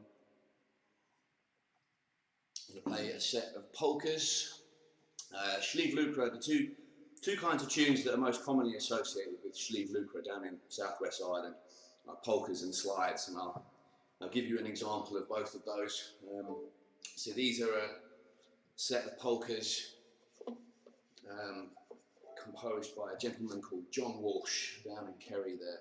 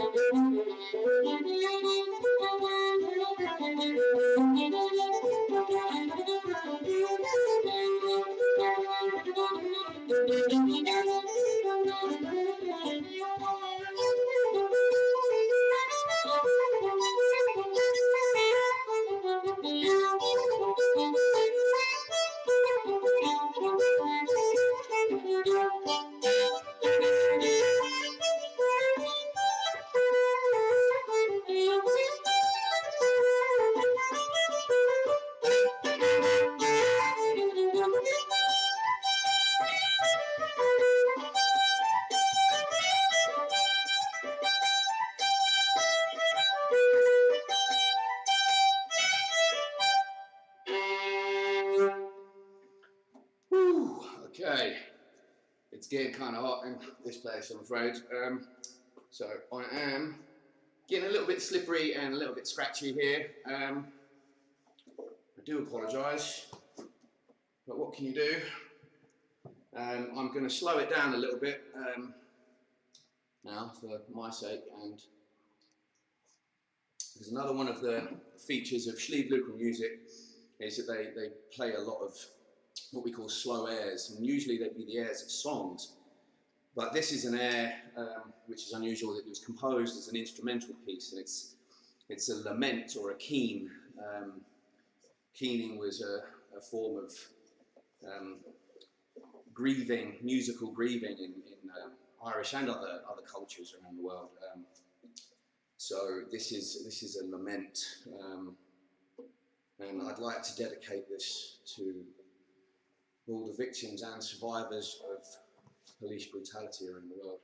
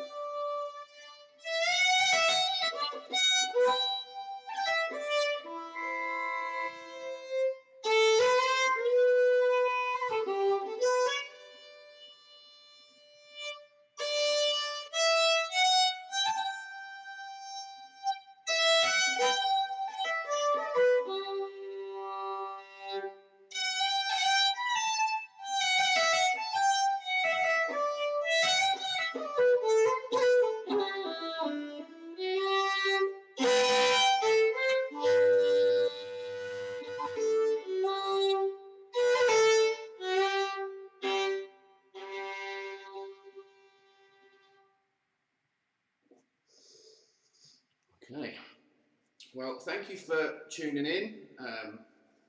Appreciate you supporting this cause, because the government ain't gonna do it. We know that much. So, from I'm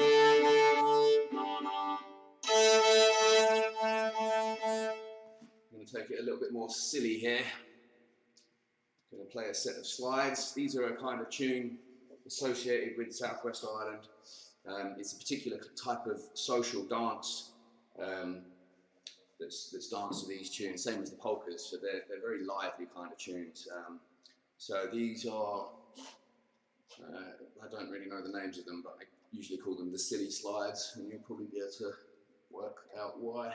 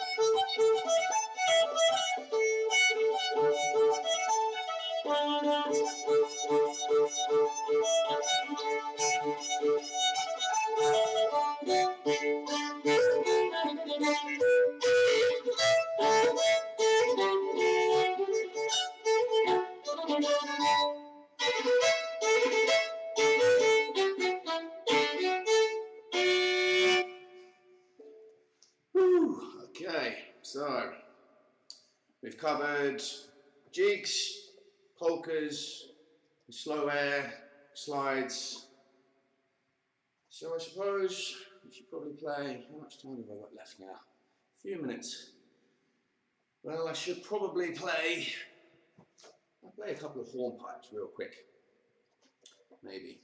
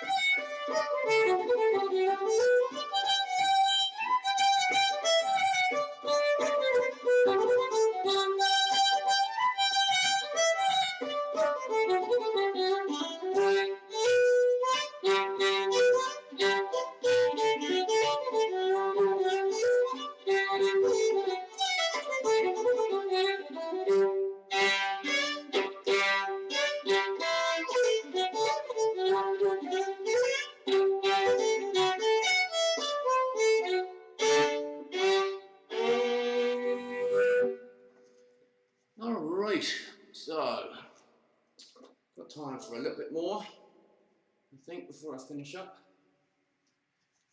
So I'm giving you a fairly good sample of all of the different types of tunes that are popularly played down there in Slieve-Lucre, except I haven't played any reels, which are most definitely the most popular form of Irish dance tune.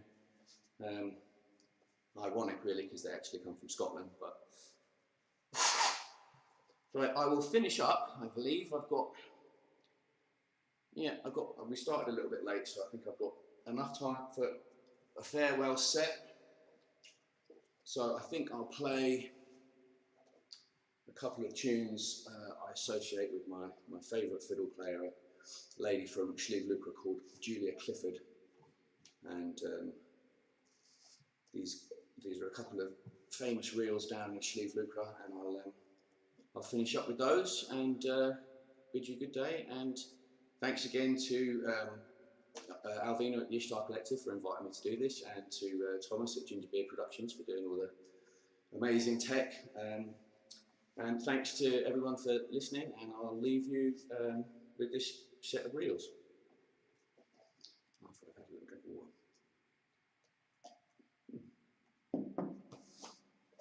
Right. Actually, let's be sensible about this for a minute.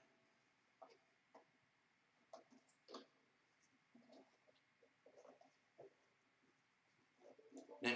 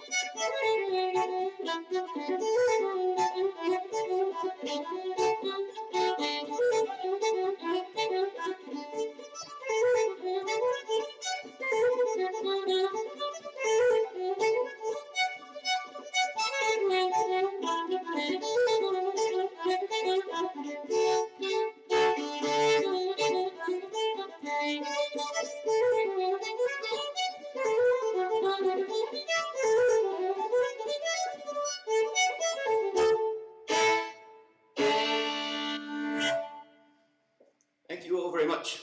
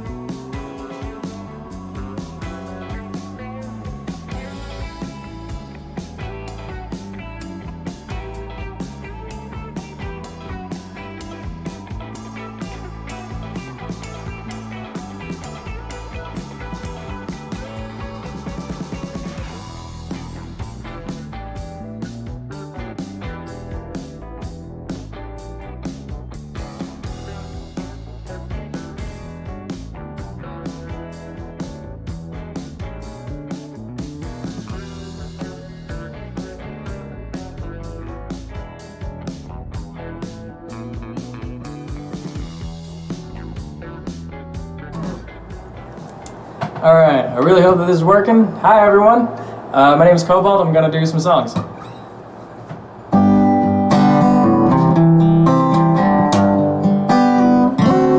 Oh yes, I'm the great pretender. Ooh, just pending that I'm doing well. Ooh, my need is such, I pretend too much. I'm lonely, but no one can tell. Oh yes, I'm the great pretender. Ooh, adrift in a world on my own. Ooh, play the game, but my real shame is you left me to grieve all alone. Feeling of make believe, to real what I feel, what my heart can't conceal. Oh yes, I'm the great pretender. Ooh, just laughing and gay like a clown. Ooh, I seem to be what I'm not, you see. I'm wearing my heart like oh, praying that you're still around. Too real is this feeling of make believe. Too real when I feel what my heart can't conceal. Oh yes, I'm the great pretender. Ooh, just laughing and gay like a clown. Ooh, I seem to be what I'm not, you see. I'm wearing my heart like a crown, pretending that you're still around. Alright, cool. Alright, hope that worked. Hope everyone's watching. Hope everyone's having a good, safe time. Hope everyone is supporting your local sex workers. They're going through a tough time. Everyone's going through a tough time because of fucking COVID. I was just on at a car rally for like the AFL-CIO as well as AFSCME. So union power. We need as much like union solidarity as we can right now because all sorts of essential work is not getting like treated well. So here we go. I should have thought ahead on this, but. Let's see, what's some good stuff? Oh, I know.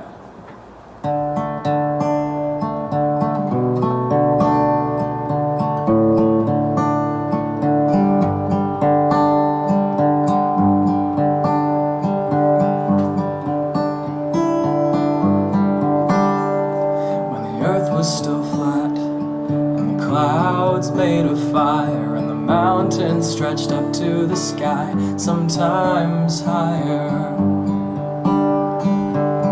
folks roamed the earth like big rolling kegs. They had 2 sets of arms, they had 2 sets of legs, they had 2 faces peering out of one giant head, so they could watch all around them as they talked while they read, and they never knew nothing of love was before the origin of love, the origin of love. Now there was 3 sexes, then one that looked like 2 men glued up back to back. They called the children of the sun, and similar in shape and girth were the children of the earth. They looked like 2 girls rolled up in one. And the children of the moon was like a fork shoved on a spoon. They was part sun, part earth, part daughter, part son.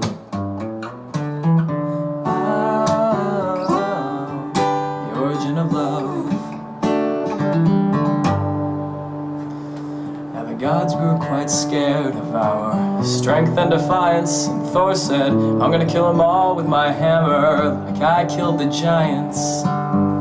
But Zeus said, no, you better let me use my lightning like scissors, like I cut the legs off the whales, dinosaurs into lizards. And then he grabbed up some boats, he let out a laugh, said I'll split them right down the middle, gonna cut them right up in half. And the storm clouds gathered above into great balls of fire.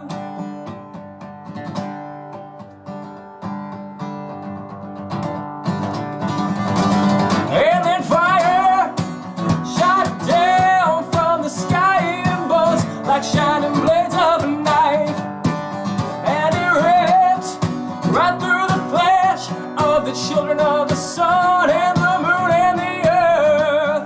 And so then God sewed the wound up to all, put around to our belly to remind us of the price we paid. And Osiris, the gods of the Nile, gathered up a big storm to blow a hurricane, to scatter us away. The flood of wind and rain, the sea of tidal waves, wash us all away. And if we don't behave, the flood is down again, and we'll be hopping around on 1 foot, looking through one eye.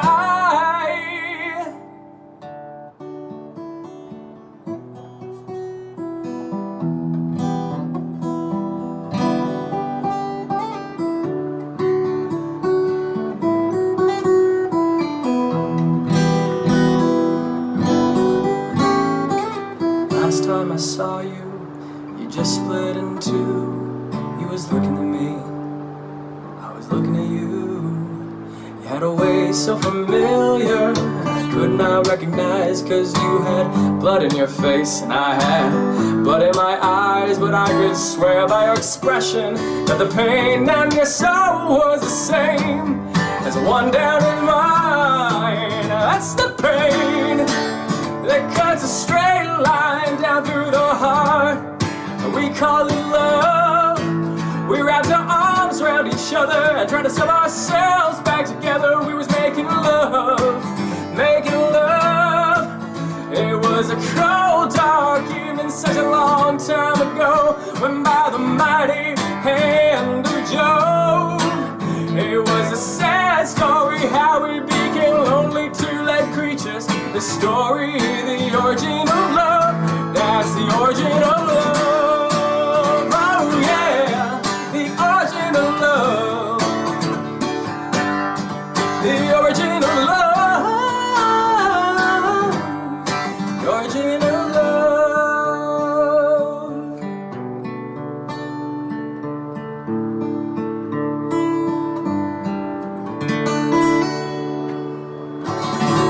Hey, right on. I'm gonna do a Radiohead song, because I know that some of the organizers of Ishtar Collective are really into Radiohead.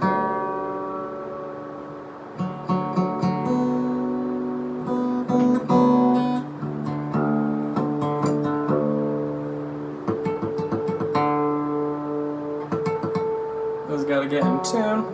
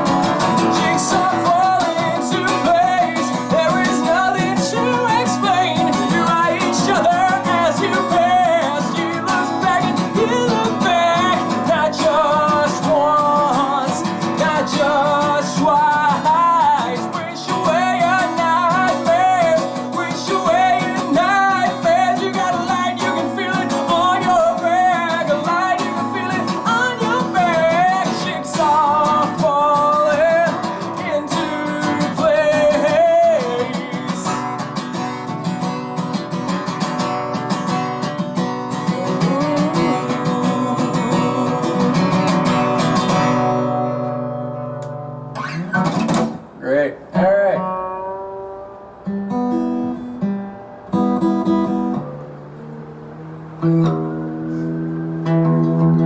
like in between moving rooms, so I don't have my tuner on me, so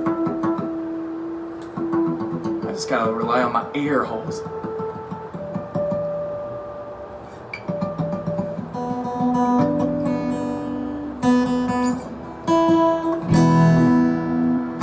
Perfect.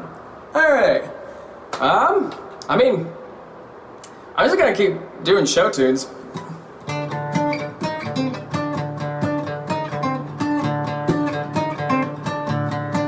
My mind is clearer now.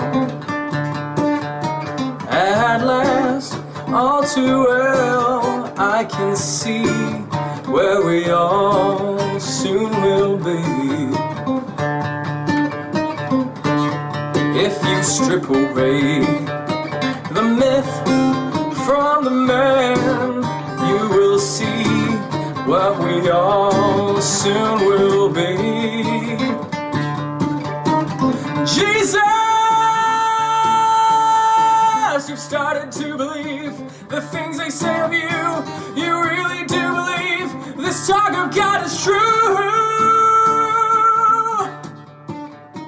And all the good you've done will soon get swept away. You've begun to matter more than the things you say.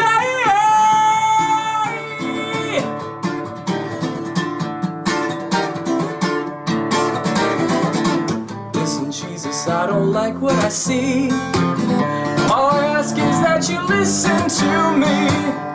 And remember, I've been your right-hand man all along. You have set them all on fire. They think they found a new Messiah, and they'll hurt you when they find they're wrong. I remember when this whole thing began. No talk of God, then we called you a man. And believe me, my admiration for you hasn't died.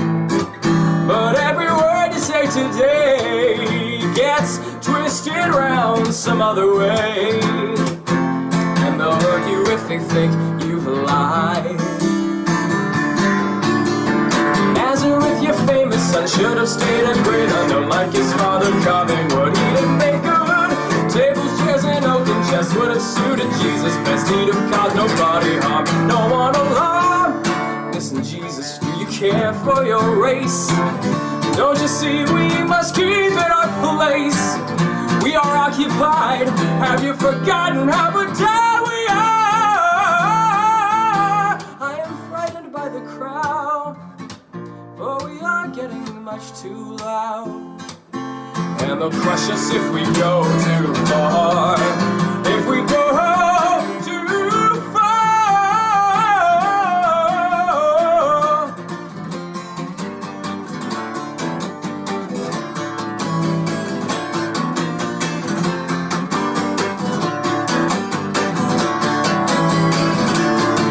Listen, Jesus, to the warning I give. Please remember that I want us to live. But it's sad to see our chances weakening with every hour. All your followers are blind. Too much heaven on their minds. It was beautiful, but now it's sour.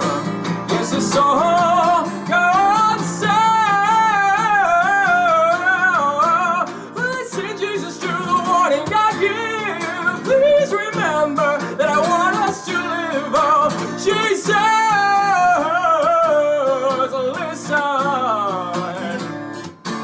It's all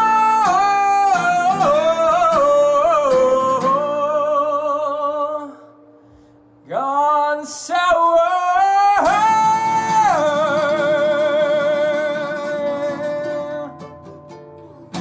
Hey, cool.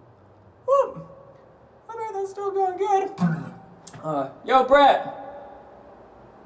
My roommate's name is Brett. Brett! Let's just hope that the power doesn't run out on my phone before we finish up.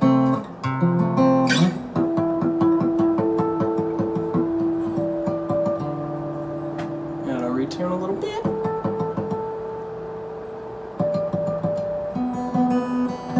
Also, give props out to Thomas Gunn for putting this all together, running the behind the scenes stuff. Also, Thomas, if you want to give me a heads up when I'm about to end, I don't really have access to a camera right now, so... Or a clock. It's called a clock, for those of you paying attention.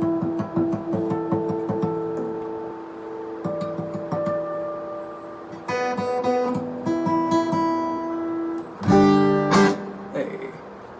Right on. Alright.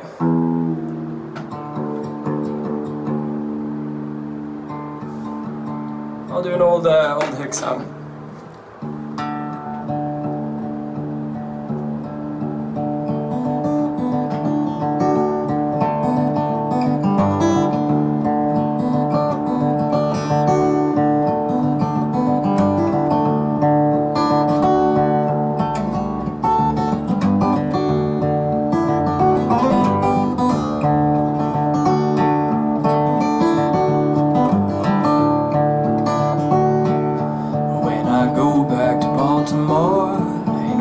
On my floor, come along and follow me.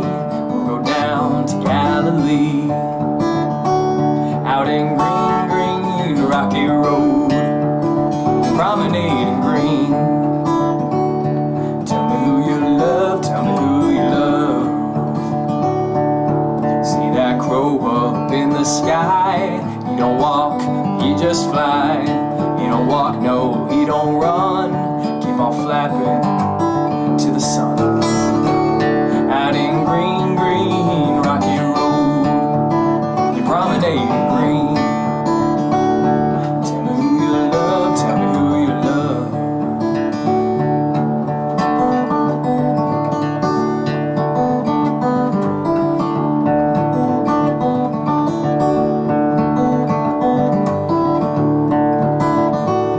Out in green, green, rocky road, you promenade in green. Tell me who you love, tell me who you love. Hookah dooka, soda cracker, does your mama chew tobacco? If your mama chews tobacco, hookah dooka, soda cracker now. Out in green, green, rocky road, promenade in green. Tell me who you love, tell me who you love. Tell me who you love, tell me who you love. Tell me who you love, tell me who you love. Tell me who you love, tell me who you love.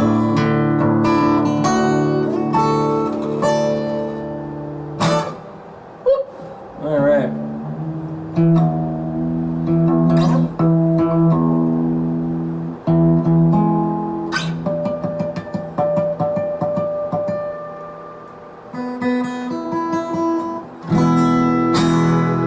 That sounds all right. That sounds okay. All right. Let's see. What we got next? Oh, there's a song about missing your friends, which is appropriate because everyone's missing their friends right now.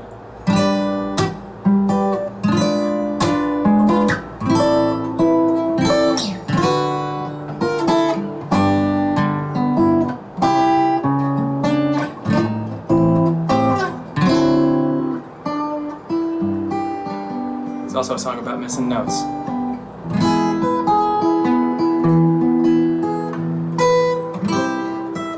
Just when I play it though.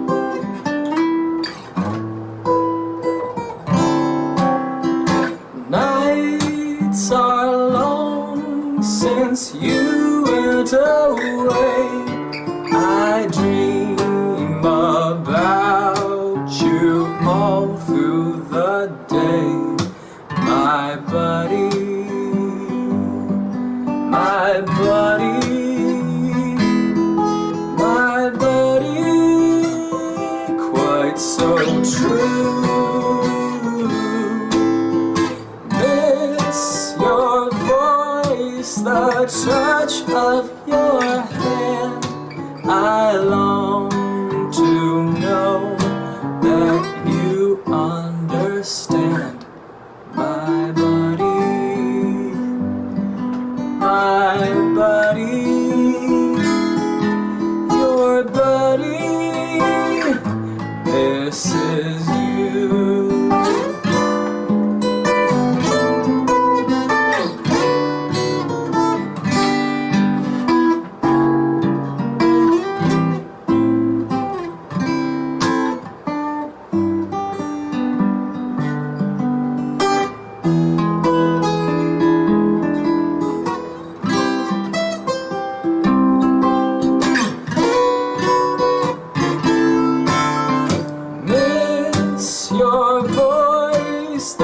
Touch of your hand, I long to know that you understand my body,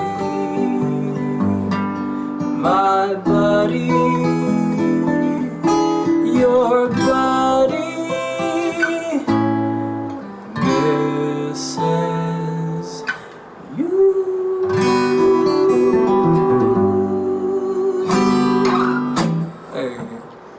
Alright, I gotta look up the words for a song. I have no idea if my friend Kier is watching, speaking of missing friends. He's normally my roommate, for any of those who are in the know, but he's been traveling. What am I looking up? Yeah, that's what I'm looking up. This is a song for my friend Kier. Alright. Because he loves when I chicken pig.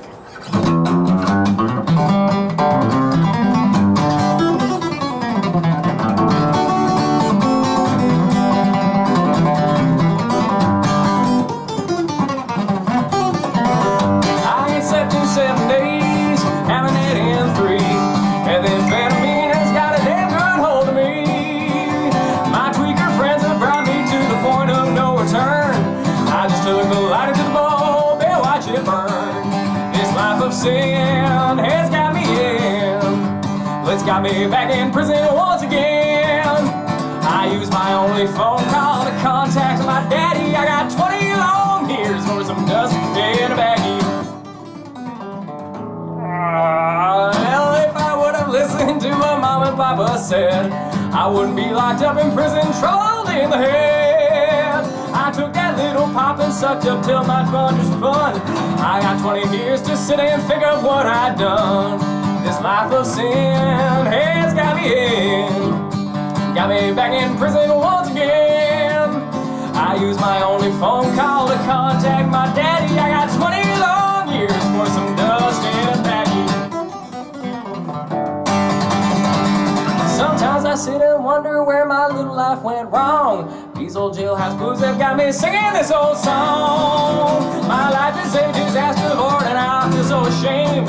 In here where they call me by a number, not a name. This life of sin has got me in. It's got me back in prison once again.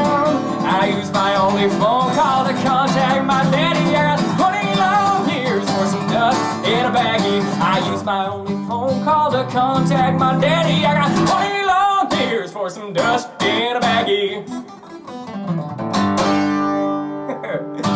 I'm always a little rusty on that one. Yeah, some shit like that.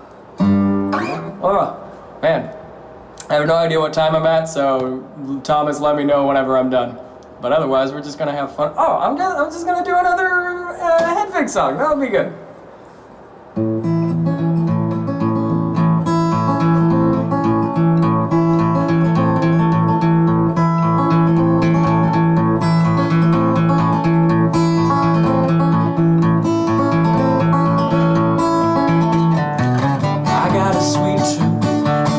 Drops and jelly rolls. Hey, sugar daddy, Hansel needs some sugar in his bowl. I have fine shine on the linen and polish up the chrome. If you got some sugar for me, sugar daddy, bring it home.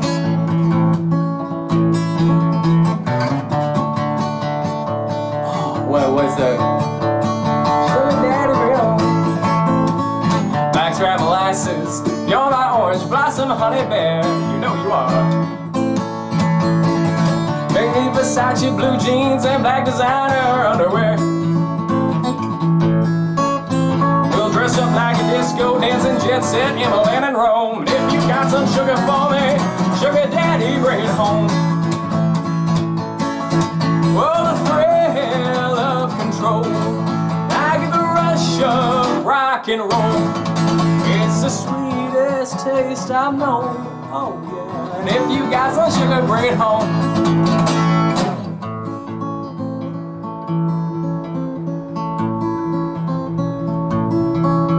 When honeybees go shopping, it's something to be seen. They swarm wildflowers, get nectar for the queen. And everything you bring me got me dripping like a honeycomb. And if you got some sugar for me, sugar daddy, bring it home. Oh, the thrill of control, like the blitzkrieg on a roll. Well, it's the sweetest taste that I have ever known.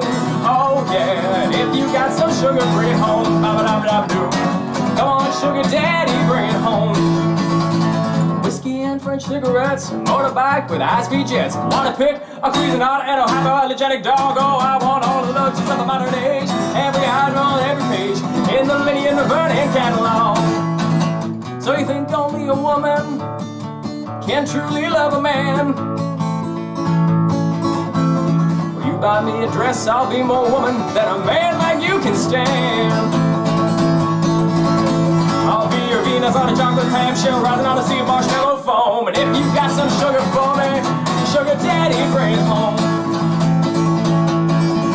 It's our tradition to control, like Eric Honecker and Helmut Kohl. Remember him from the Ukraine to the Rhone. Sweet home Uber Islands, Lord, I'm coming home. Yeah, come on, sugar daddy, bring me home.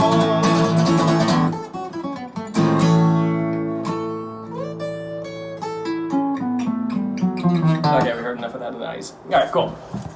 What have I got next? Let me look up some stuff. What's some new stuff I've been working on? Oh, I'm very done. Tremendous. Have yourselves a great rest of your day. Bye.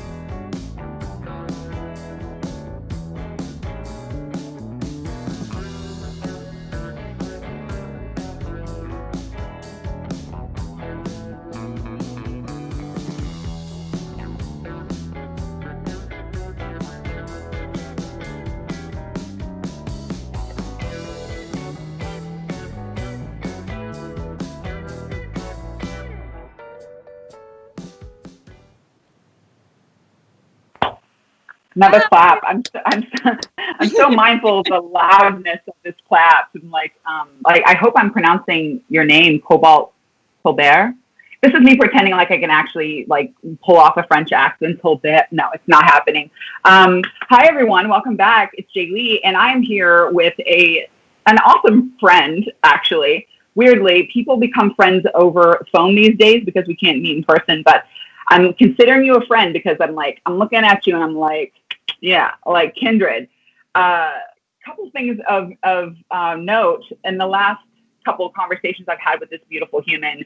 They have like kind of nailed my talking points about sex work and like for me, like in place of me, to the point where I've had to be like, hold on 1 second, I got to write that down. Well done. So if we could just please give a really warm welcome to Johanna from Mosaic, Vermont. Thank you so much for joining us. Really, thank you so much for having me. And also just to everyone at this collective and to all of the performers today and speakers, we're so honored to be invited to collaborate with you all and the incredible work that you're doing.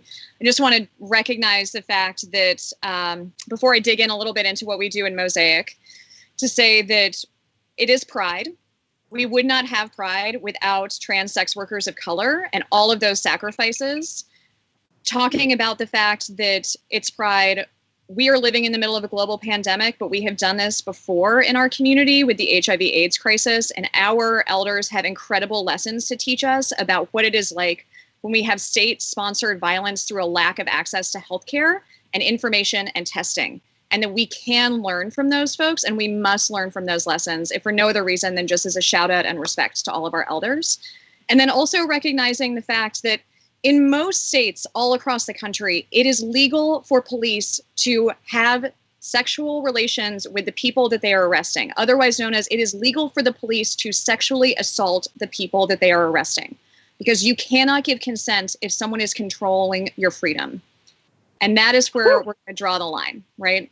And in the midst of all of this, we know that in COVID times, that prisons and places where people are forced into incarceration are some of the highest hotspots for COVID exposure, and that we absolutely must decriminalize sex work to keep our community members safe and to make sure that we are not putting people in further harm's way by incarceration at this time. So I just want to start out our conversation right there. And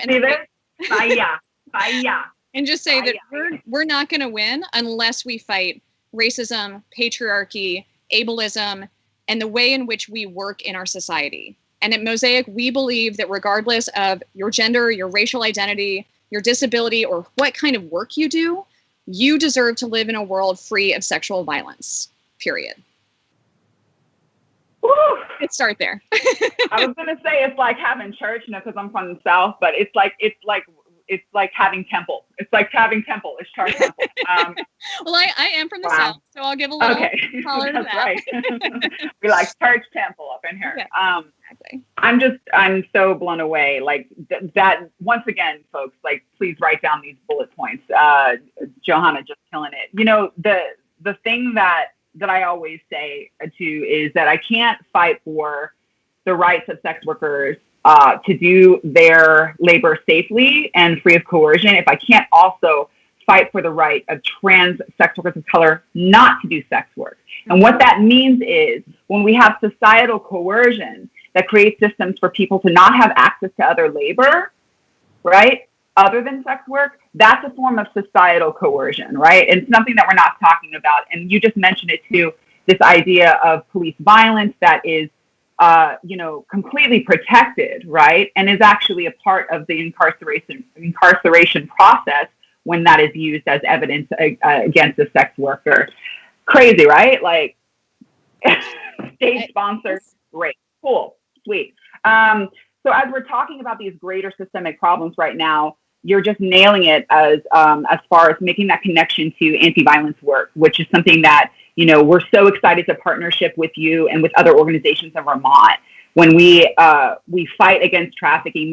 Can you imagine any other industry where people outside of that industry were being like, I'm here to protect you and you don't know what you're doing, so please step aside.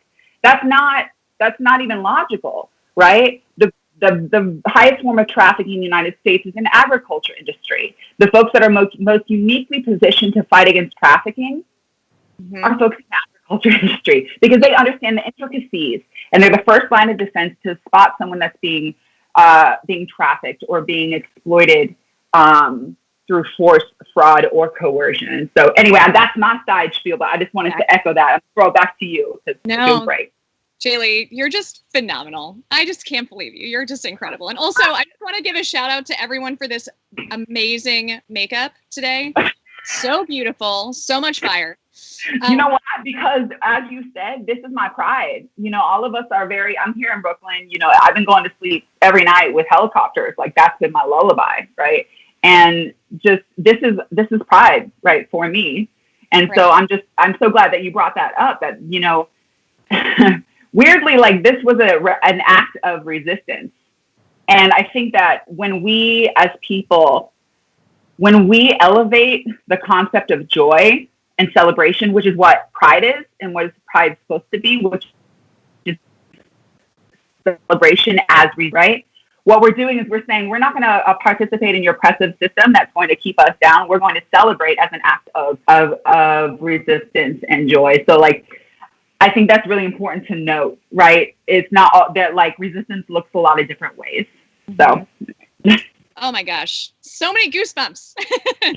So I would be remiss if I didn't introduce the work of Mosaic Vermont and the incredible staff that we have. And I'm so honored to serve on their board. And as a community member here, I'm so thankful that we have this organization who explicitly serves community members, again, regardless of gender, regardless of racial identity, regardless of gender identity, regardless of citizenship status, disability, what you do for work.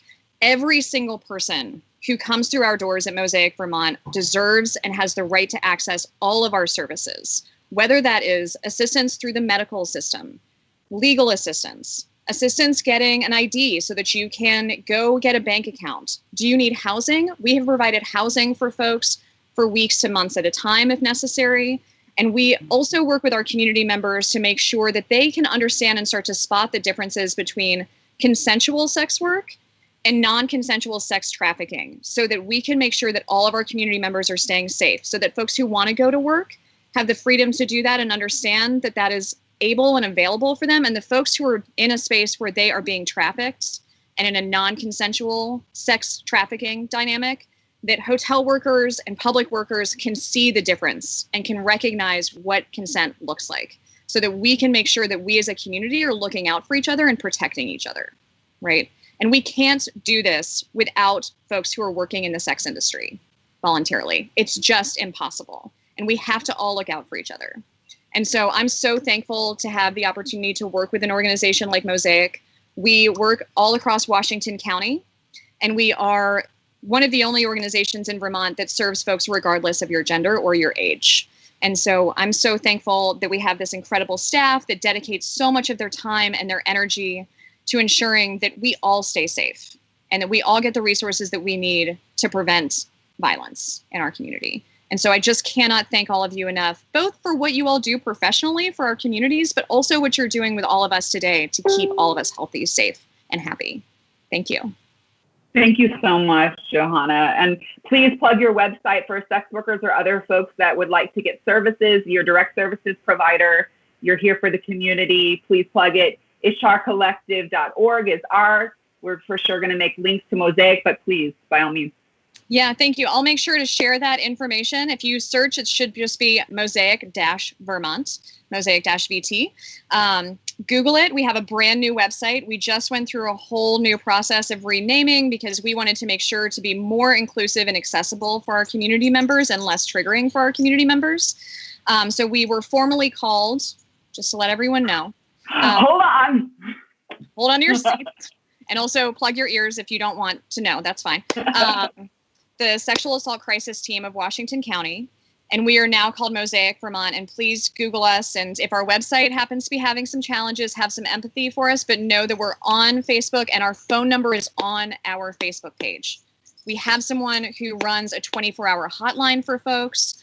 Please know that we are available for anyone who needs or would like to get involved. And can we talk about the fact that y'all responded to the community saying, hey, listen, you know, maybe this name's a little heavy-handed, maybe not, like, maybe we need to rebrand. The fact that y'all were responsive and said we want to work with the community, we want to work with the experts on the ground, that's saying, hey, there's a different way we can experience these direct services, is an amazing testimony to the flexibility, to the teachableness of, is that a word, teachableness? I don't know. The teachableness, let's go with that, of what happens when service providers and folks that are experiencing potentially exploitative situations can work together, right? Because we have stuff to share, we have stuff to bring to each other, and we can't do it alone, right? So I feel like that's that kind of just humility You know what I'm saying? Like, we both have to have humility to come together and be like, we're ready to do work together. We're ready to break down patriarchy together. I think it was so powerful when Caitlin kind of just very casually introduced the first concept of trafficking. Yeah. You know what I mean? And it was introduced with patriarchy, which is essentially someone controlling someone else's body, right? That was when the trafficking really started. And I thought that was really fascinating, is that, you know, the work is just the work. Right. Consent is what makes it, you know, consent is a magic ingredient, as Dan Savage says, right? Consent in all things, right? So that's what turns something problematic and potentially even criminally liable into something that can be beautiful, is like if people consent to that situation. And so we can't overstate the value of consent. And sex workers are experts of consent because we do this for a living. And Jaylee, as you and I have talked about, when you are negotiating your contract with your clients, that is some of the best examples of consent that are out there. What acts do we agree to? How do we agree to them? What are the words that we're going to say to stop whatever is happening? And how do we make sure that we're on the same page and that everyone feels safe, satisfied, and comfortable in the way in which we're experiencing sexuality in our communities? And that it is so essential for y'all, as some of the best experts out there, to have the freedom to do your work in the safest way possible. Because if nothing else, in just doing your work, you are teaching all of us how to be better about consent. So thank you so much for being such wonderful professionals in our communities and for sharing our space and just being phenomenal. I say our space as someone who doesn't personally do sex work, but just loves y'all so much. So thank you. Instead of a bromance, I think this is the beginning of a homance. Okay, I got one. That's it. I'm not gonna do no more. I'm getting the wrap it up, Jay. But I'm not. I'm really. The band is just about ready. Thank you so much. Is there anything else that you wanted to tell folks about the work of Mosaic or yourself, or anything that feels good? No, well, I just want to let folks know that in case you have a pencil and pen or you're having challenges with internet later down the road and you want our phone number, it's 802-479-5577. Again, that's 802-479-5577. Please know that you can call us if you have needs or support or to offer your incredible services anytime. And just thank you so much to all of you for your wonderful work, support, and everything that you're doing to make our world a safer place for all of us. Thank you. Let's go resist with some joy, shall we? Let's do it. Let's do it. Our next guest of joyful resistance will be, I believe it's going to be Horsebiter. That's what I'm thinking is coming up next. Please stick around. We've got some really dope performers. And Representative Flynn Colburn will be here to talk about the political realities of sex work in the state of Vermont and abroad. So stick with us. Thank you so much, Johanna. Thanks, everyone.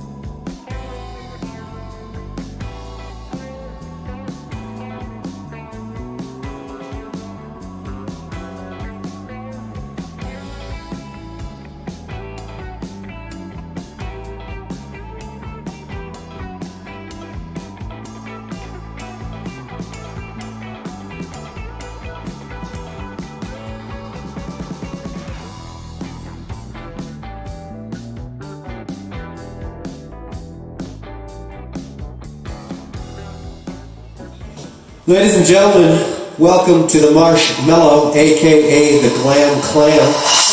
We are Duroc. We do rock the 80s. Hope you enjoy. Thanks again to all of our organizers, co-founders, performers. This is for the benefit of the Ishtar Collective. We're going to be working to protect and represent sex workers in the state of Vermont. Without any further ado, here is Duroc. I see what you did there.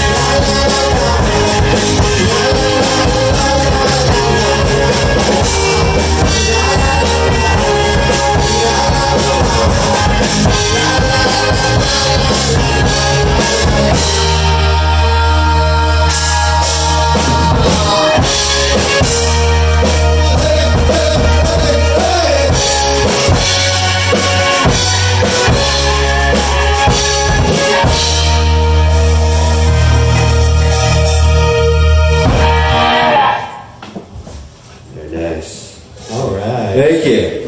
Thank you. We can hear the applause from here. Thank you. Yes, indeed. Hey, Aaron, are you hungry? Why do you ask, Henry? Because I'm hungry. Really? Yeah, I'm hungry like the wolf. Well, let's howl.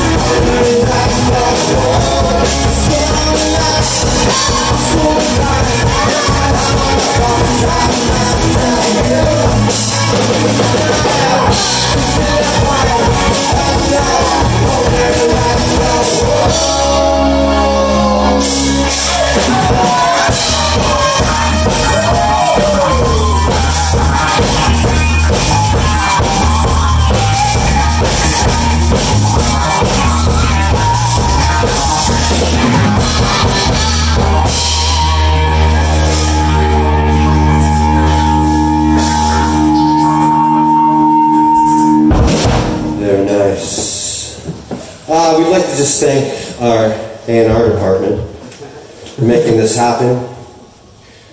Why don't you come around and give a little wave. Mr. Tolbert.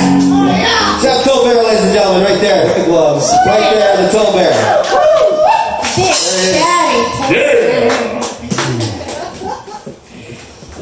You're really too pretty to be behind the camera, Jeff.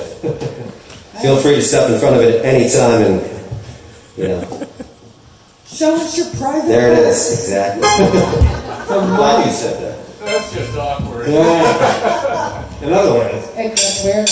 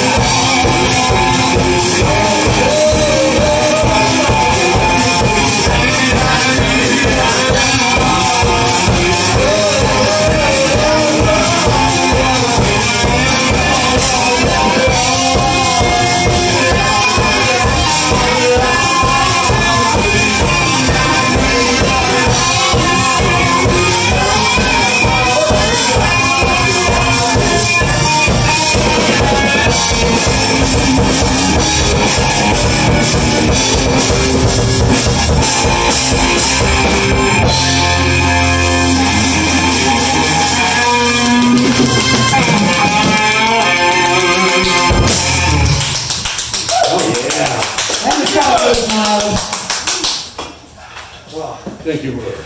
Oh, that sound of rubber gloves clapping. Indescribable. If you just, there it is.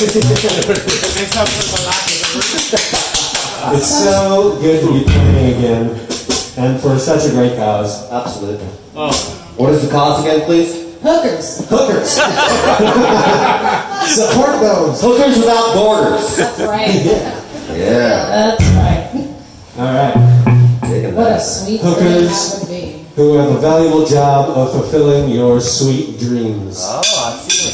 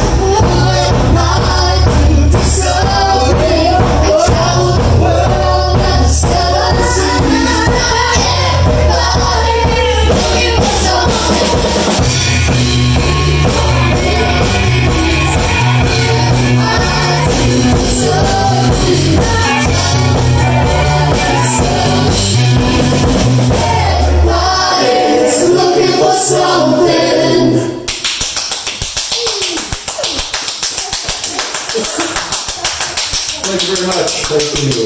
If you haven't seen Duroc before, oh, the rubber gloves.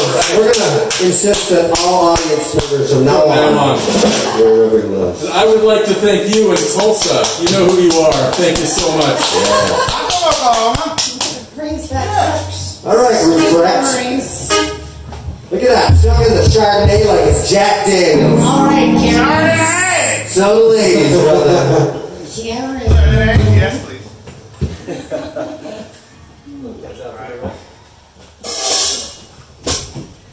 All right, it's about to get sexy in here. That's what this is all about, right? It was sexy already. Speaking of sexy, if you haven't noticed, Duroc has some new players.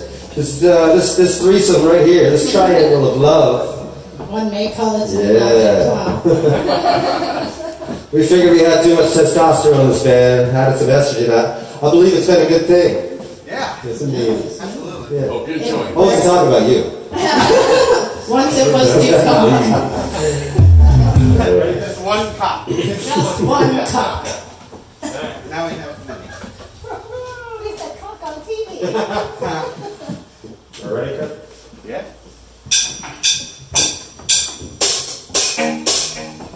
No. There we go.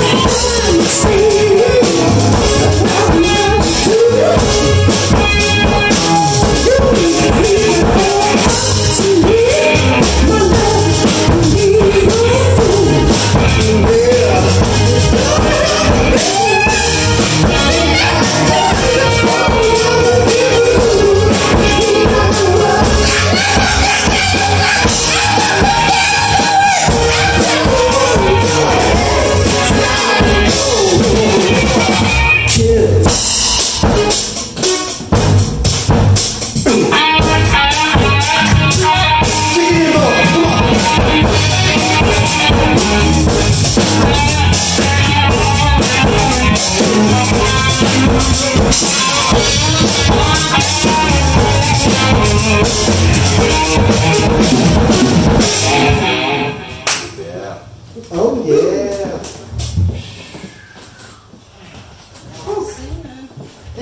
This next song is not pro hookers, but we are. Just so you know. You don't have to put on the red light, but like if you want to live your life. Yeah. That's your right. YOLO. And let's just be clear. You picked this song. I love this. Yeah. Shout out to Jay, the co-founder. It was actually their suggestion, but I was like waiting for it. I was on the hot seat. Anyway, also, Roxanne.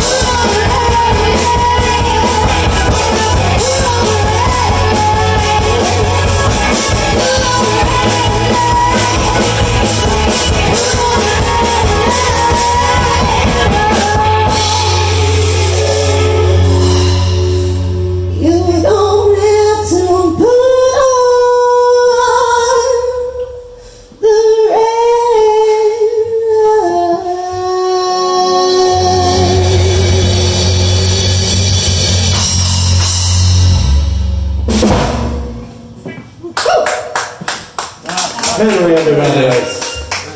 Chatina. Hey. Yeah. Bitches to the front.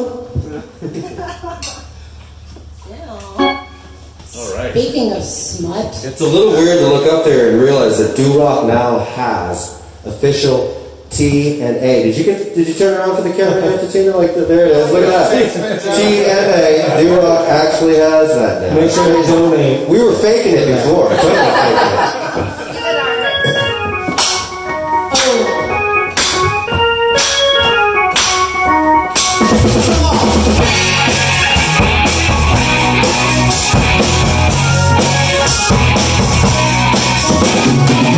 Yeah.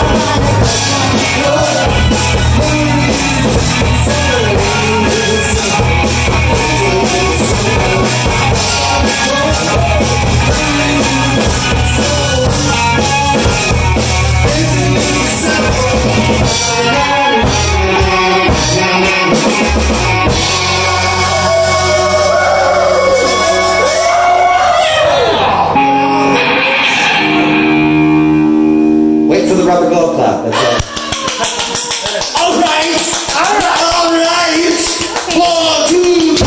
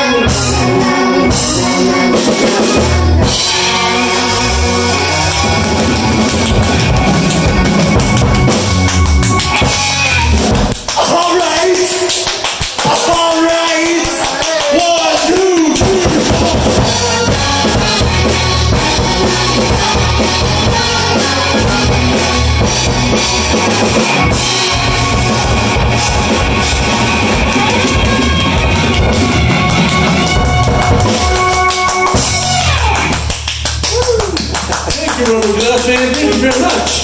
All right. Shout out to my OBGYN. That's gentle, huh? You're gonna feel a little pinch. Rest in pain.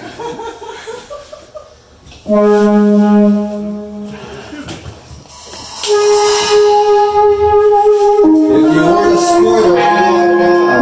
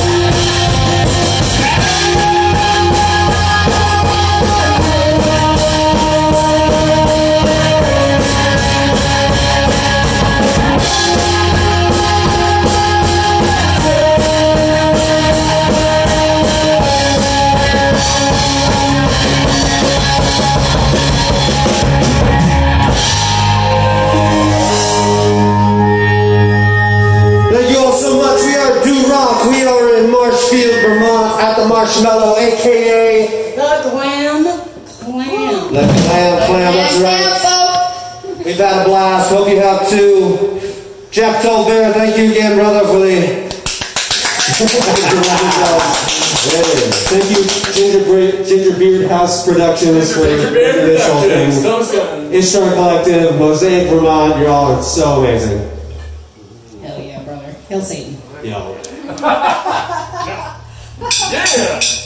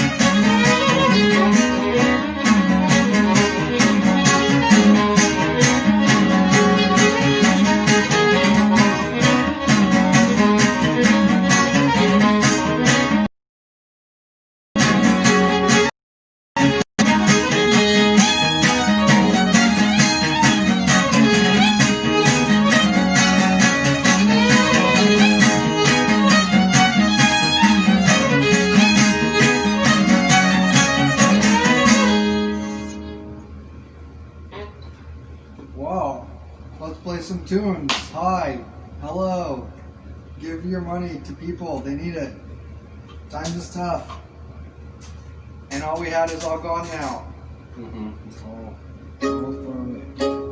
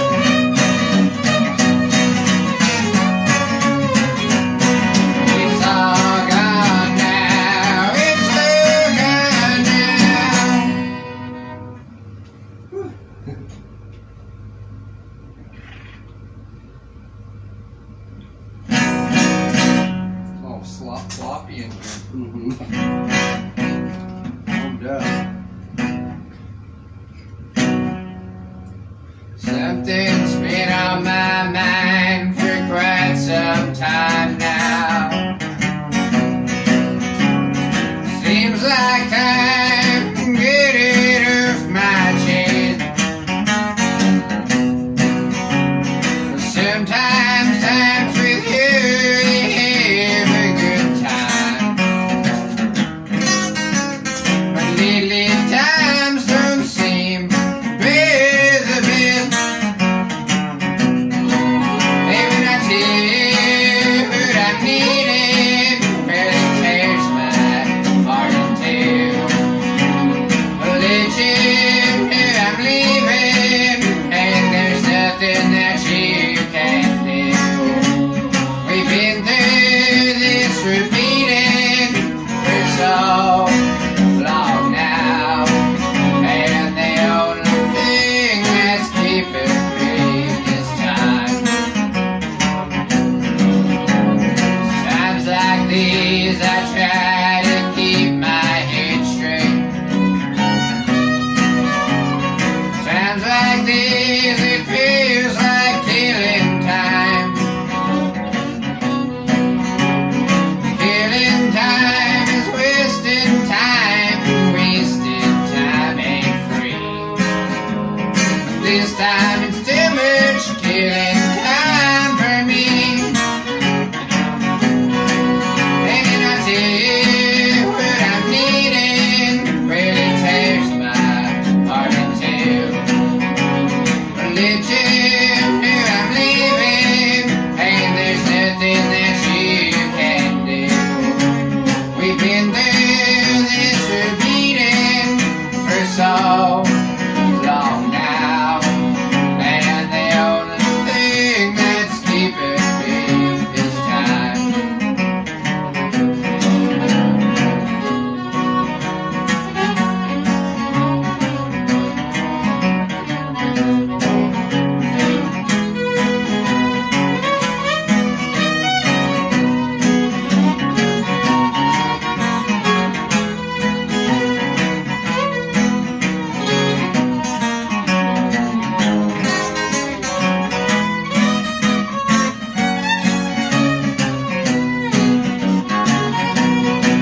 And when I tell what I'm needing, but it tears my heart in two. I'll let you know I'm leaving, and there's nothing that you can do.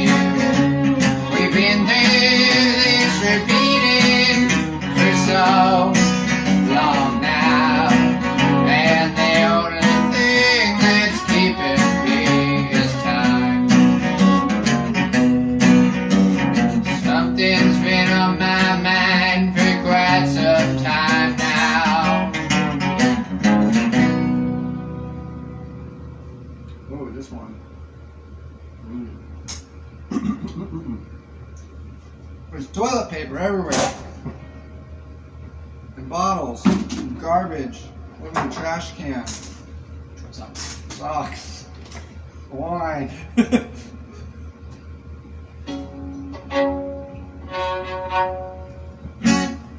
Here, see? What's that see? Alright.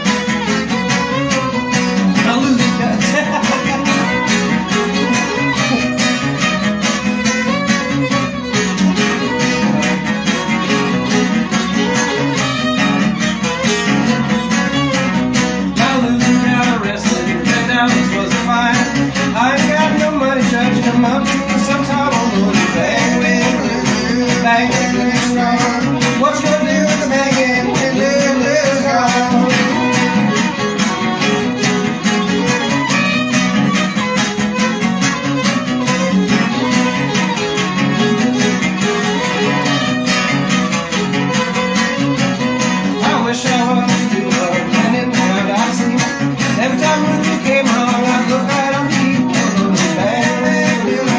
Bang, bang, strong. What you gonna do to make it when Lulu's gone?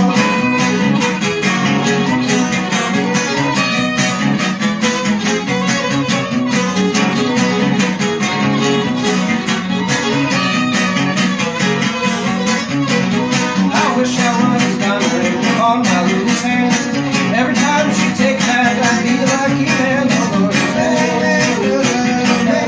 strong. What you gonna do with the banging when Lulu's gone?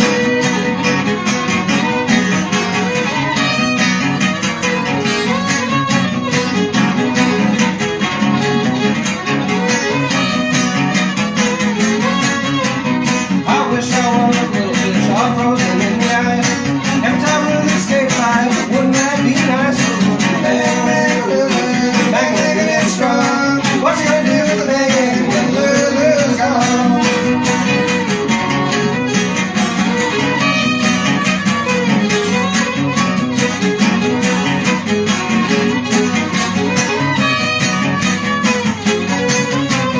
I wish I was a new cow on my Lulu's farm.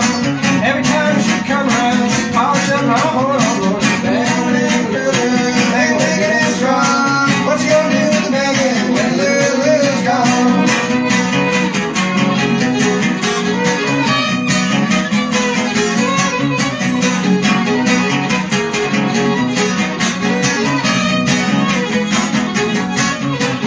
Yeah, bang away, bang away, and strong. What you gonna do with the banging when Lulu's gone?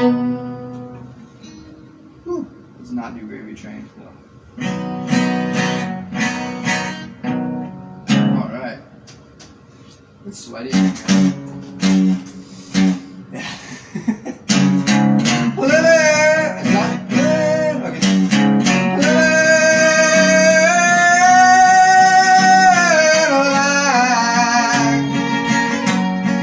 Just to survive, I was who I am. I just can't live today. Oh, carry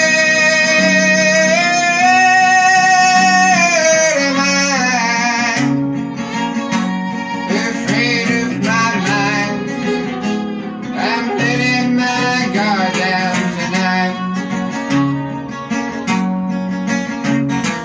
Son of a man, break the bones in his hands, build a throne for his wife. With a timber of flame that consumes everything and sparks on a rainy old night. I know I'm the same with that consuming flame, so I keep my spark hidden behind the bars of a cage where I spend most my days. It's damage control for my life.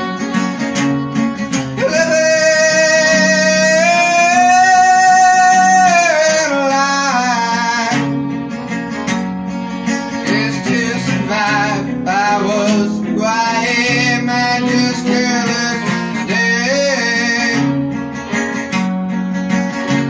Oh, carry am I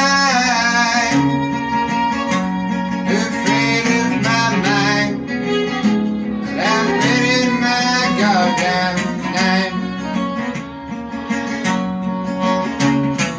Father to a girl that to me means the world, and a mother that can take her away.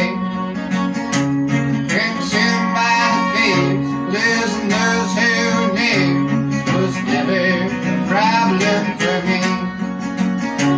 But these days I find that I've changed with the times. Like a drum, I stagger along and pray that I might someday settle my mind, realize my fears are all wrong. Living a lie, just to survive. I was who I am. I just couldn't play.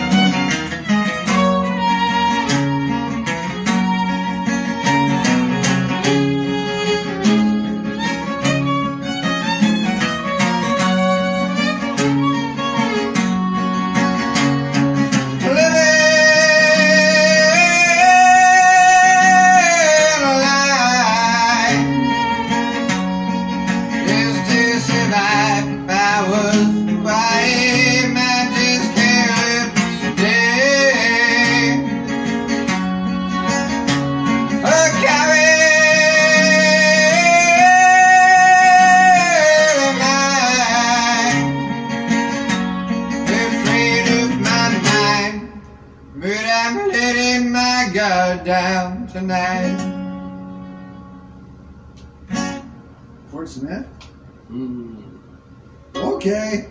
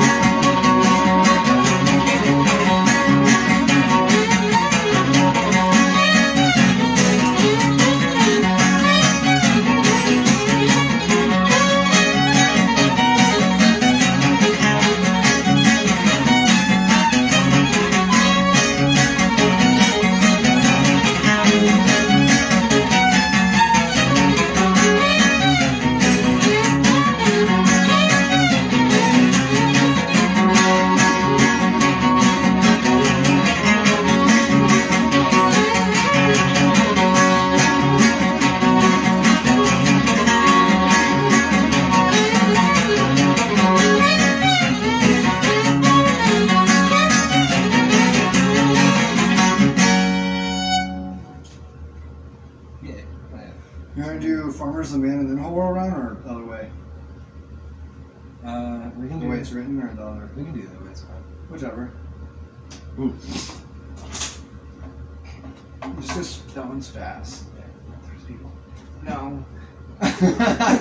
No. I'm really bad at talking. I'm just here to play music.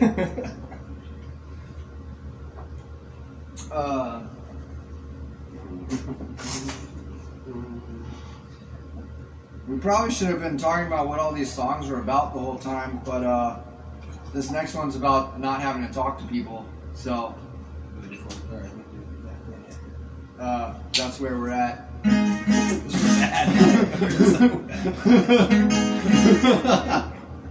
That's called The Whole World Round.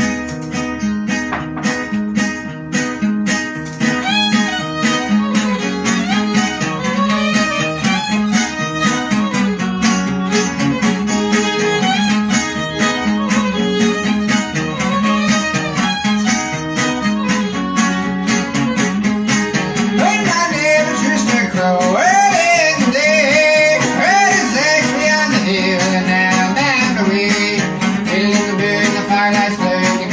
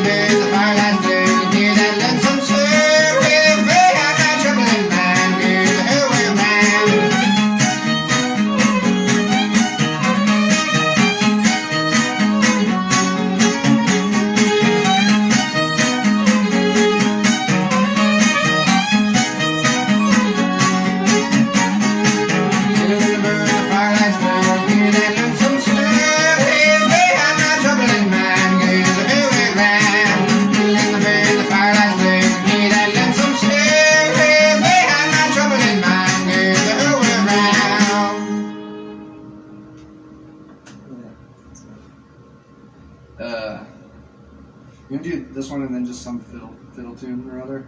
Mm-hmm. And a little thing.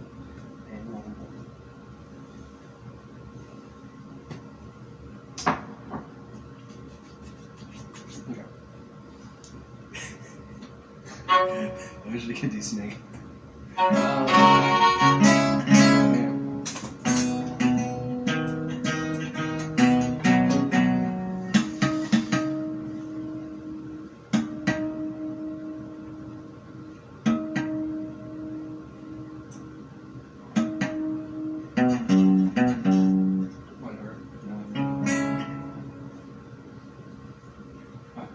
Wait, this is Frankie's turn.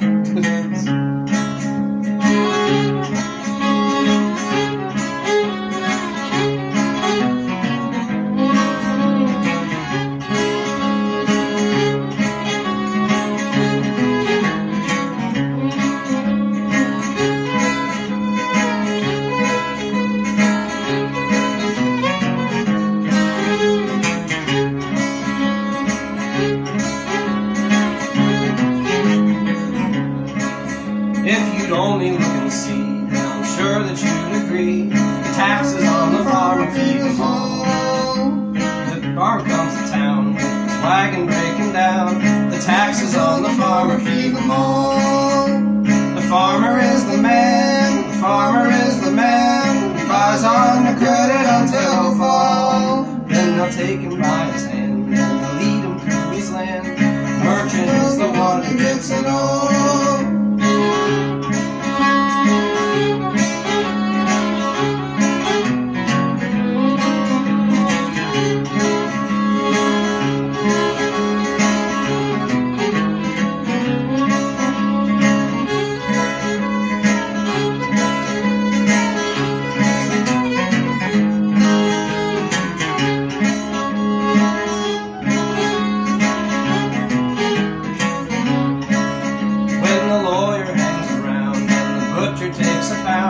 The taxes on the farmer feed them all. Well, the preacher and the cook, they go strolling by the brook. The taxes on the farmer feed them all. The tax is the man, the farmer is the man. He buys on the credit until the fall. Then they take him by his hand, and they lead him through his land. The merchant is the one who gets it all.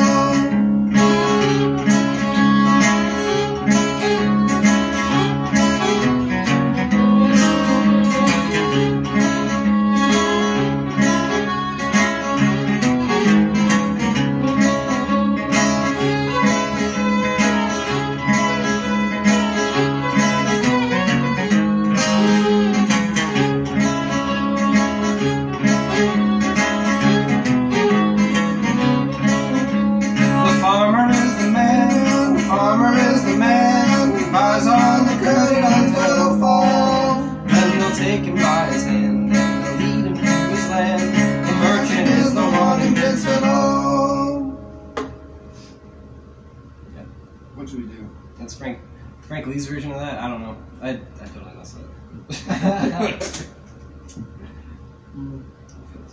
Fiddle tune, some fiddle tune. I'll just do one more and then we'll let some people talk. The people talk. Oh yeah, you want to do that Mississippi breakdown? Yeah, what's that off? Right. It's that like weird cricket thing. It's not really that cricket thing.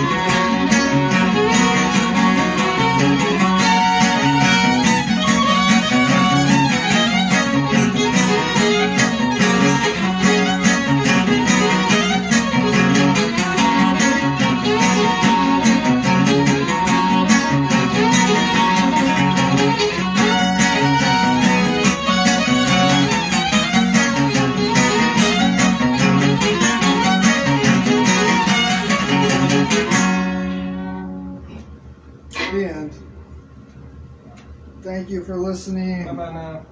We don't know what's going on.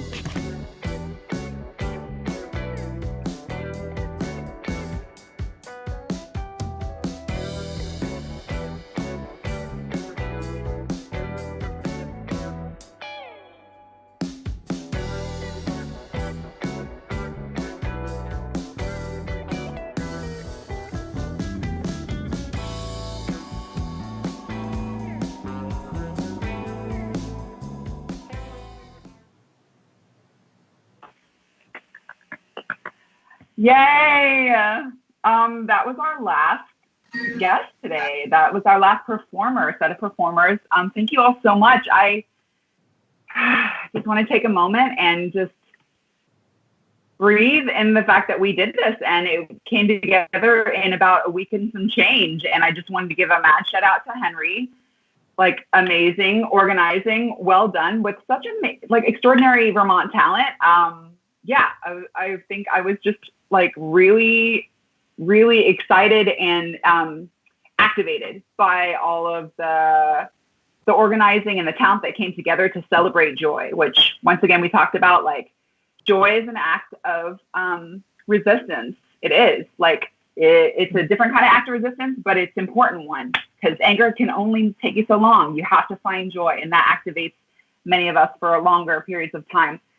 So happy Pride, everybody. And I just wanted to say that we are coming to a close here, and our final guests are two legislators that just came up on board. Actually, we had two representatives from Vermont, Selena Colburn, and we also have Diana Gonzalez that came in last minute. And thank you so much for jumping in at such a last minute hour. I'm really appreciative. I wanted to turn it over to them to talk about sort of the intersectional reality of these policies and these laws that affect our lives and how they either impede or liberate us as sex workers. And they're here to talk about some issues that are going on and some bills that are in the legislature right now, as well as some intersectional issues that are also sex work related. So I'm going to toss it over to y'all. I'm so happy you could join us. The last minute. Thank you. Thank you for being here. Thank you. I think I'll start us off. So I'm Representative Selena Colburn, and I represent a part of Burlington, the city of Burlington. And I am so grateful and excited to be here. It's really been so encouraging to hear about the Ishtar Collective and be part of celebrating your launch and your work. And I'm just so grateful to everyone who's involved for stepping into this really important organizing space, particularly at this moment in time. I was earlier today speaking at a labor rally, joining some of my union siblings from AFSCME who are fighting for their city jobs. These are workers for the city of Burlington whose jobs are on the line as the city figures out its response to the COVID crisis and kind of goes into austerity budgeting mode. And we're seeing that, all over the country, all over the state. So it is really exciting to see a group of organizers around issues of work and sex work, but also I think all workers organizing is just a beautiful thing that's so badly needed at this moment in time. So I think we are going to need to offer a lot of resistance together and find a lot of interconnectedness in movements, in different organizing spaces. We're clearly seeing mass mobilizations around the country around the issue of racial justice. And so solidarity all around. It's just so exciting to be here. And I'm going to talk just a little bit about a couple of bills that we introduced this year in the Vermont legislature that relate directly to the decriminalization of sex work, and just tell you what the two bills do and where they're at in this kind of unique legislative moment that we're in. So Diana is a lead co-sponsor with me, along with Representative Emily Kornheiser and Maxine Grad, who is actually the chair of the House Judiciary Committee, on H569. And that bill is introduced, actually would just repeal the entire prostitution and prohibited acts statute in Vermont law. So it would just be a full and complete decriminalization of sex work, which unfortunately we have some outdated language in Vermont law to describe what that would look like. But that's the bill. It's a really plain and simple bill. And we did take testimony on that bill, and it was quite exciting. And I think there was actually just a surprising amount of support for it in my committee. I serve on the House Judiciary Committee, but that bill ultimately didn't move forward. The bill that did move forward does some pretty great things as well, and sets us up, I think, on a strategic path to be able to potentially move into that full decriminalization space. And so that bill is H568, similar number. And what it does is creates immunity for folks, for sex workers primarily, who are the victim of any crime, so experiencing any crime.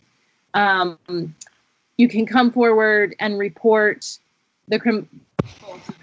what you've experienced without being charged with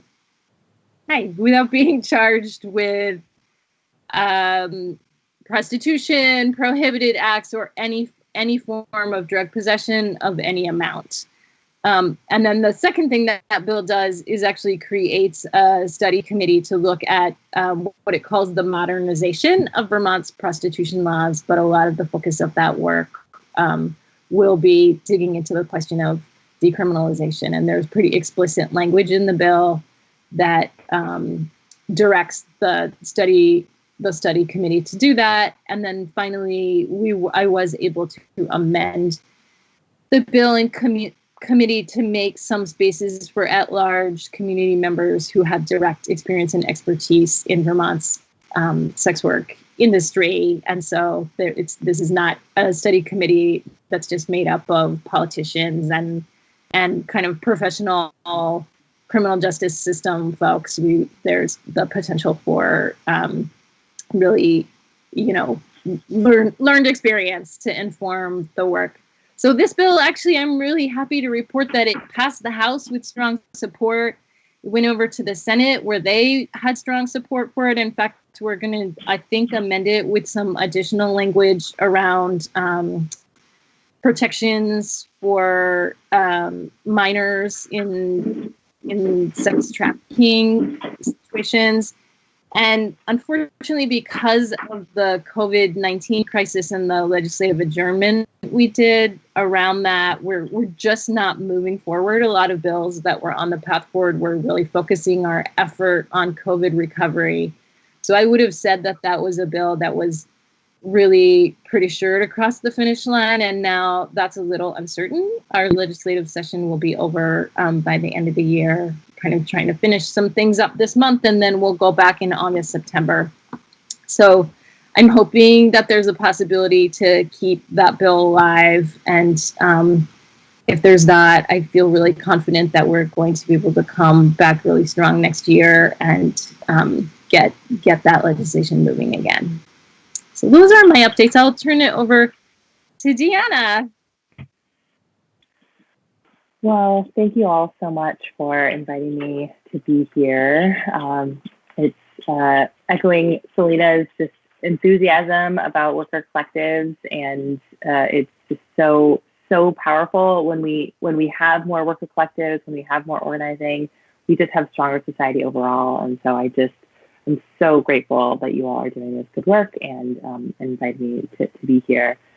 So I sit on the Housing Committee, and one of the things that I think it's important for folks to know in terms of the context that we're in right now is around spending the federal dollars that we have, and then also lobbying to get more federal dollars in terms of the HEROES Act and potentially other things as well. And so as a state, we are really trying to move forward and spend some dollars. And in the housing realm, which we know housing insecurity is huge, and having a place to actually work is really huge for sex workers, and a place that is safe is really important and vital. And so housing is such a key to that, and affordable housing is such a key.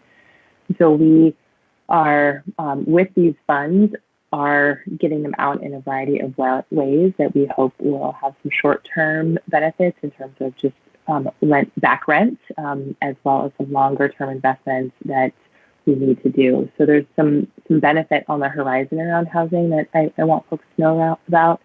And then really in terms of the intersections around racial justice that our whole country and the world right now is, I keep struggling on what the word is, because it's just like people are taking action in this really intense time. Oh, and I'm frozen. Look at that. Uh-oh.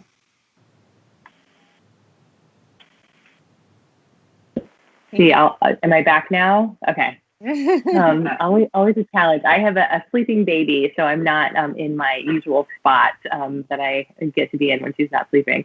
So my internet connection is not quite as great here. But that a lot of people are seeing opportunity to call for action in a way that we have not seen the opportunity before. And so here in Vermont, there's a couple places that I think people can really push their legislators and their electeds around police use of force, that is having some movement, and in the State House, and calling your legislators, really pushing for passing a use of force bill. And there's different conversations around what that is and what that looks like in the specifics as any bill, but it does look like there's a possibility of getting that through.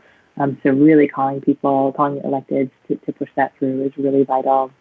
The other piece that folks may know about is that the governor has put a task force together around racial justice. So we have, I'm very proud to be a lead co-sponsor on the bill that created a cabinet level position on racial justice in Vermont.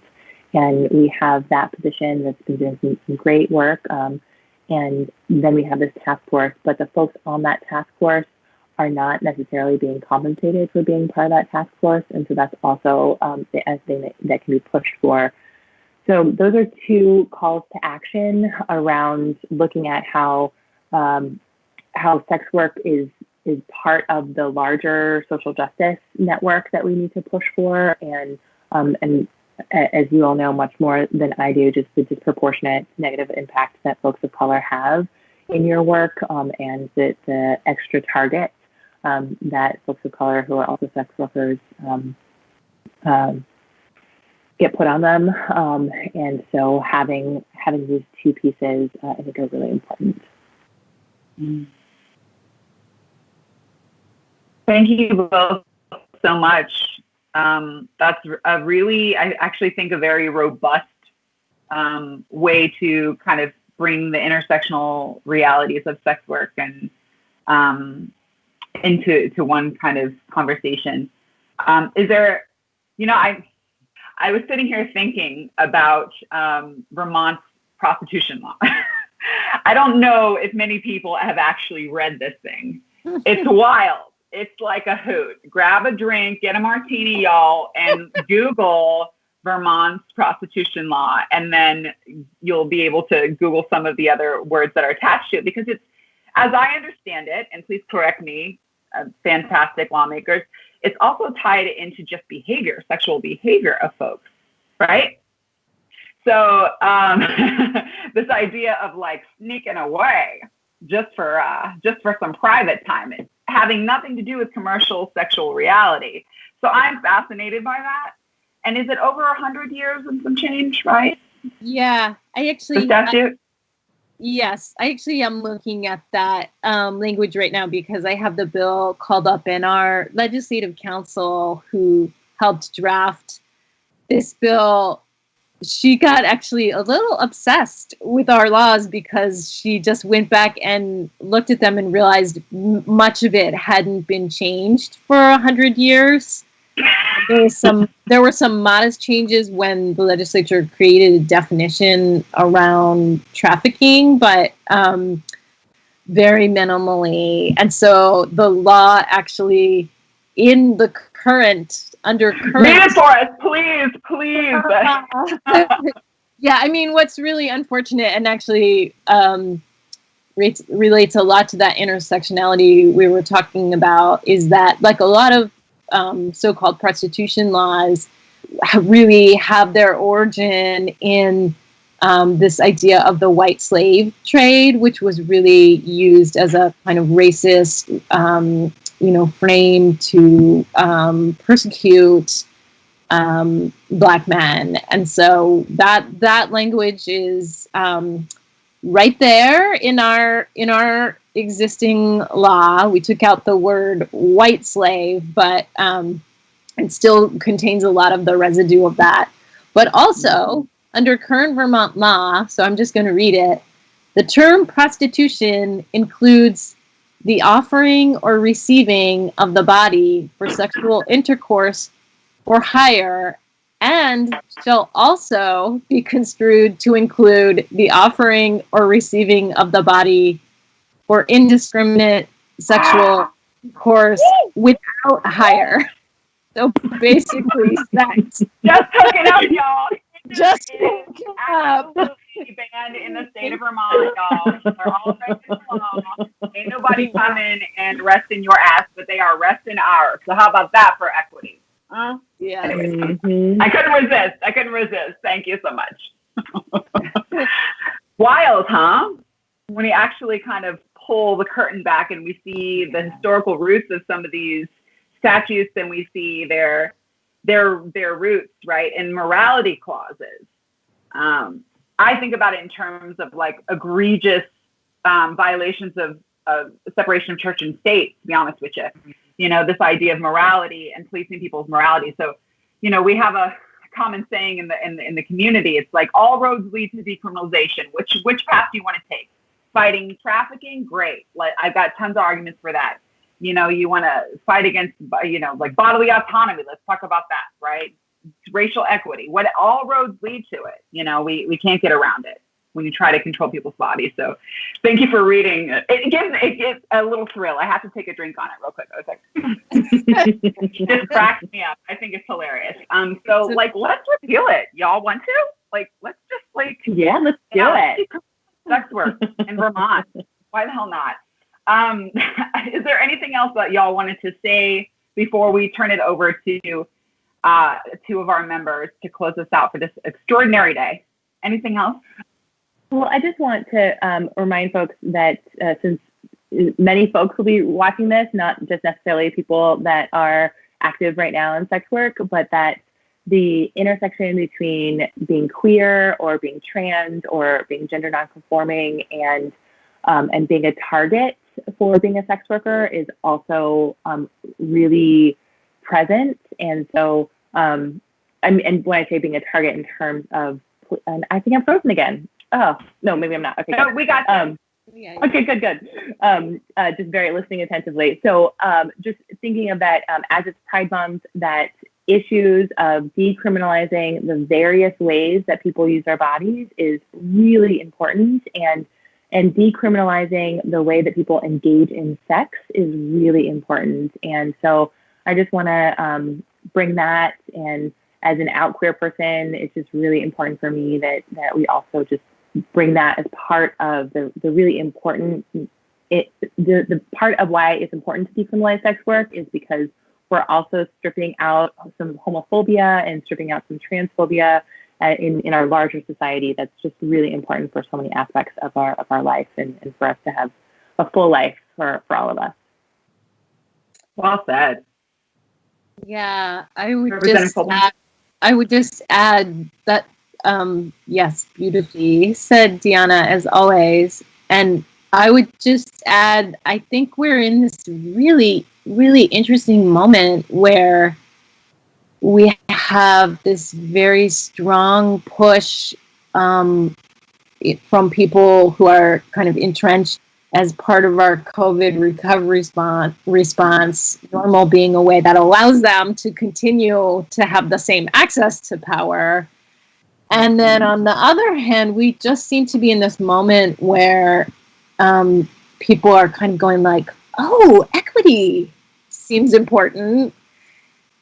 Not that people have never, thought that, but there just seems to be a kind of convergence of conditions that's happening to open people up in new ways to thinking about that. And so I think how I'm thinking a lot these days about my job as a policymaker is just to be in every conversation thinking about how we push people to go further and do better in that work. And we're going to have a lot of opportunities for those questions in the days and weeks and months and years ahead, and really excited to be in collaboration with members of this collective here in Vermont and beyond as part of that work.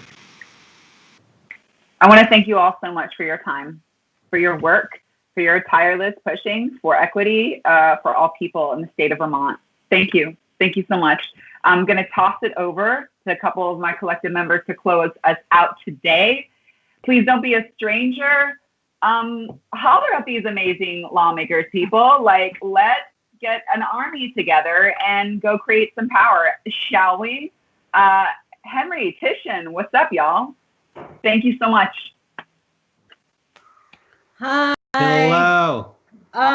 First of all, big shout out to our allies who are working in local government, helping to represent our better interests, our safety, and the destigmatization of our working demographic. It is so important that we have people on the ground working with government, challenging really outdated ideas of what sexual autonomy looks like. And it's really reassuring to know that one of our policymakers is queer too. Like, I had no idea. Thank you so much for sharing that.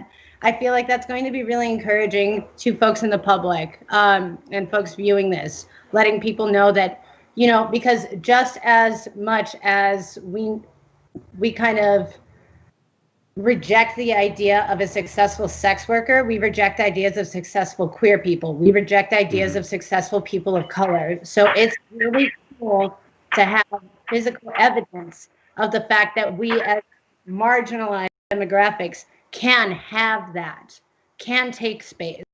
To close out the evening, we're gonna be spitting lots and lots of thank yous, but we wanted to take a minute to talk about our experience as a couple engaging in sex work. It can take many forms. Like, it doesn't, huge stigmatization that it's only certain kinds of people, it's only certain demographics, but it can really take on all different forms. The conversations to lead to sex work can take many forms. Like, I don't personally identify as a sex worker, but I do sex work. Like, that's fine with me, and I can do it with the person that I love, and then we can pay our bills, which is awesome. Yeah. And it's huge to have that be okay in the society, for that to be destigmatized, and for the support to be out there, not just for us, but for anybody in the industry.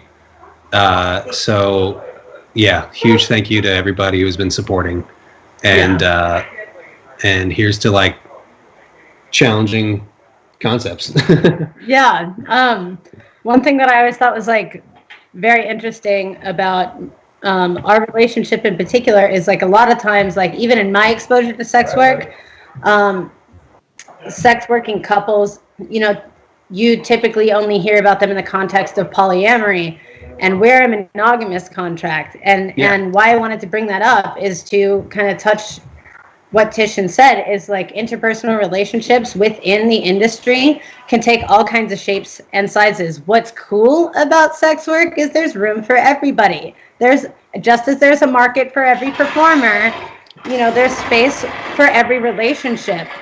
And Tishan is the first, you know, romantic partner I've had who's actually had solidarity. I've been in the industry for almost 10 years, and he is the only person I've ever been close to who's been supportive through and through. And he understands that my clientele relationships are working relationships, that those boundaries are very clear. And I thought, you know, Jay, work is work.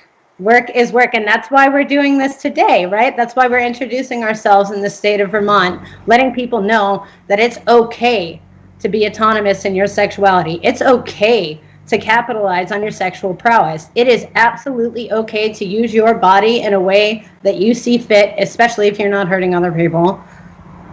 And that there are other people out there who are in your corner. You might not know them yet, but here's hoping you get to meet us. I want to thank all of our organizers. I want to thank all of our policymakers and House representatives for joining us. I want to thank all of our performers, folks in New Orleans. Brene, shout out to you. Robert Ryan, St. Louis, Missouri, shout out to you. Fucking Bob and Walker, Detrani, everybody in the Detrani brothers, thank you, thank you, thank you. Jay, Christine, Elena, everybody. Thank you so much for tuning in and being part of this really important emergence of sexuality in Vermont. Thank you for being part of the challenge to that. Thank you for being a part of the support for us. Thank you, thank you, thank you. Thomas, this would be impossible without you. Y'all, if you ever need to do any virtual fundraising, Gingerbeard Collective, or Gingerbeard, sorry, Collective, Gingerbeard House Productions has your back. I have never had a tech dude so thorough, so good with communication, and so patient. This dude's like in the middle of a move out of state, y'all. And he hasn't time for it. And big shout out to all of you. Claire, all of you. Thank you, thank you, thank you. This will not be our last event. Stay tuned, friends and neighbors. This is our first. This is our first. And what a success. Please join us. Thank you all so much for your time. And check us out, ishtarcollective.org. Throw us a coin or two, and we're going to go ahead and give that away to sex workers that are struggling right now. That's right. Thank you again, everybody. And please mobilize around what our lawmakers said as well. Let's support them as well in their endeavors. Keep it slutty, keep it safe, my friends. Have a Keep good it slutty. Ishtar out. Good night, y'all. Thank you. Bye.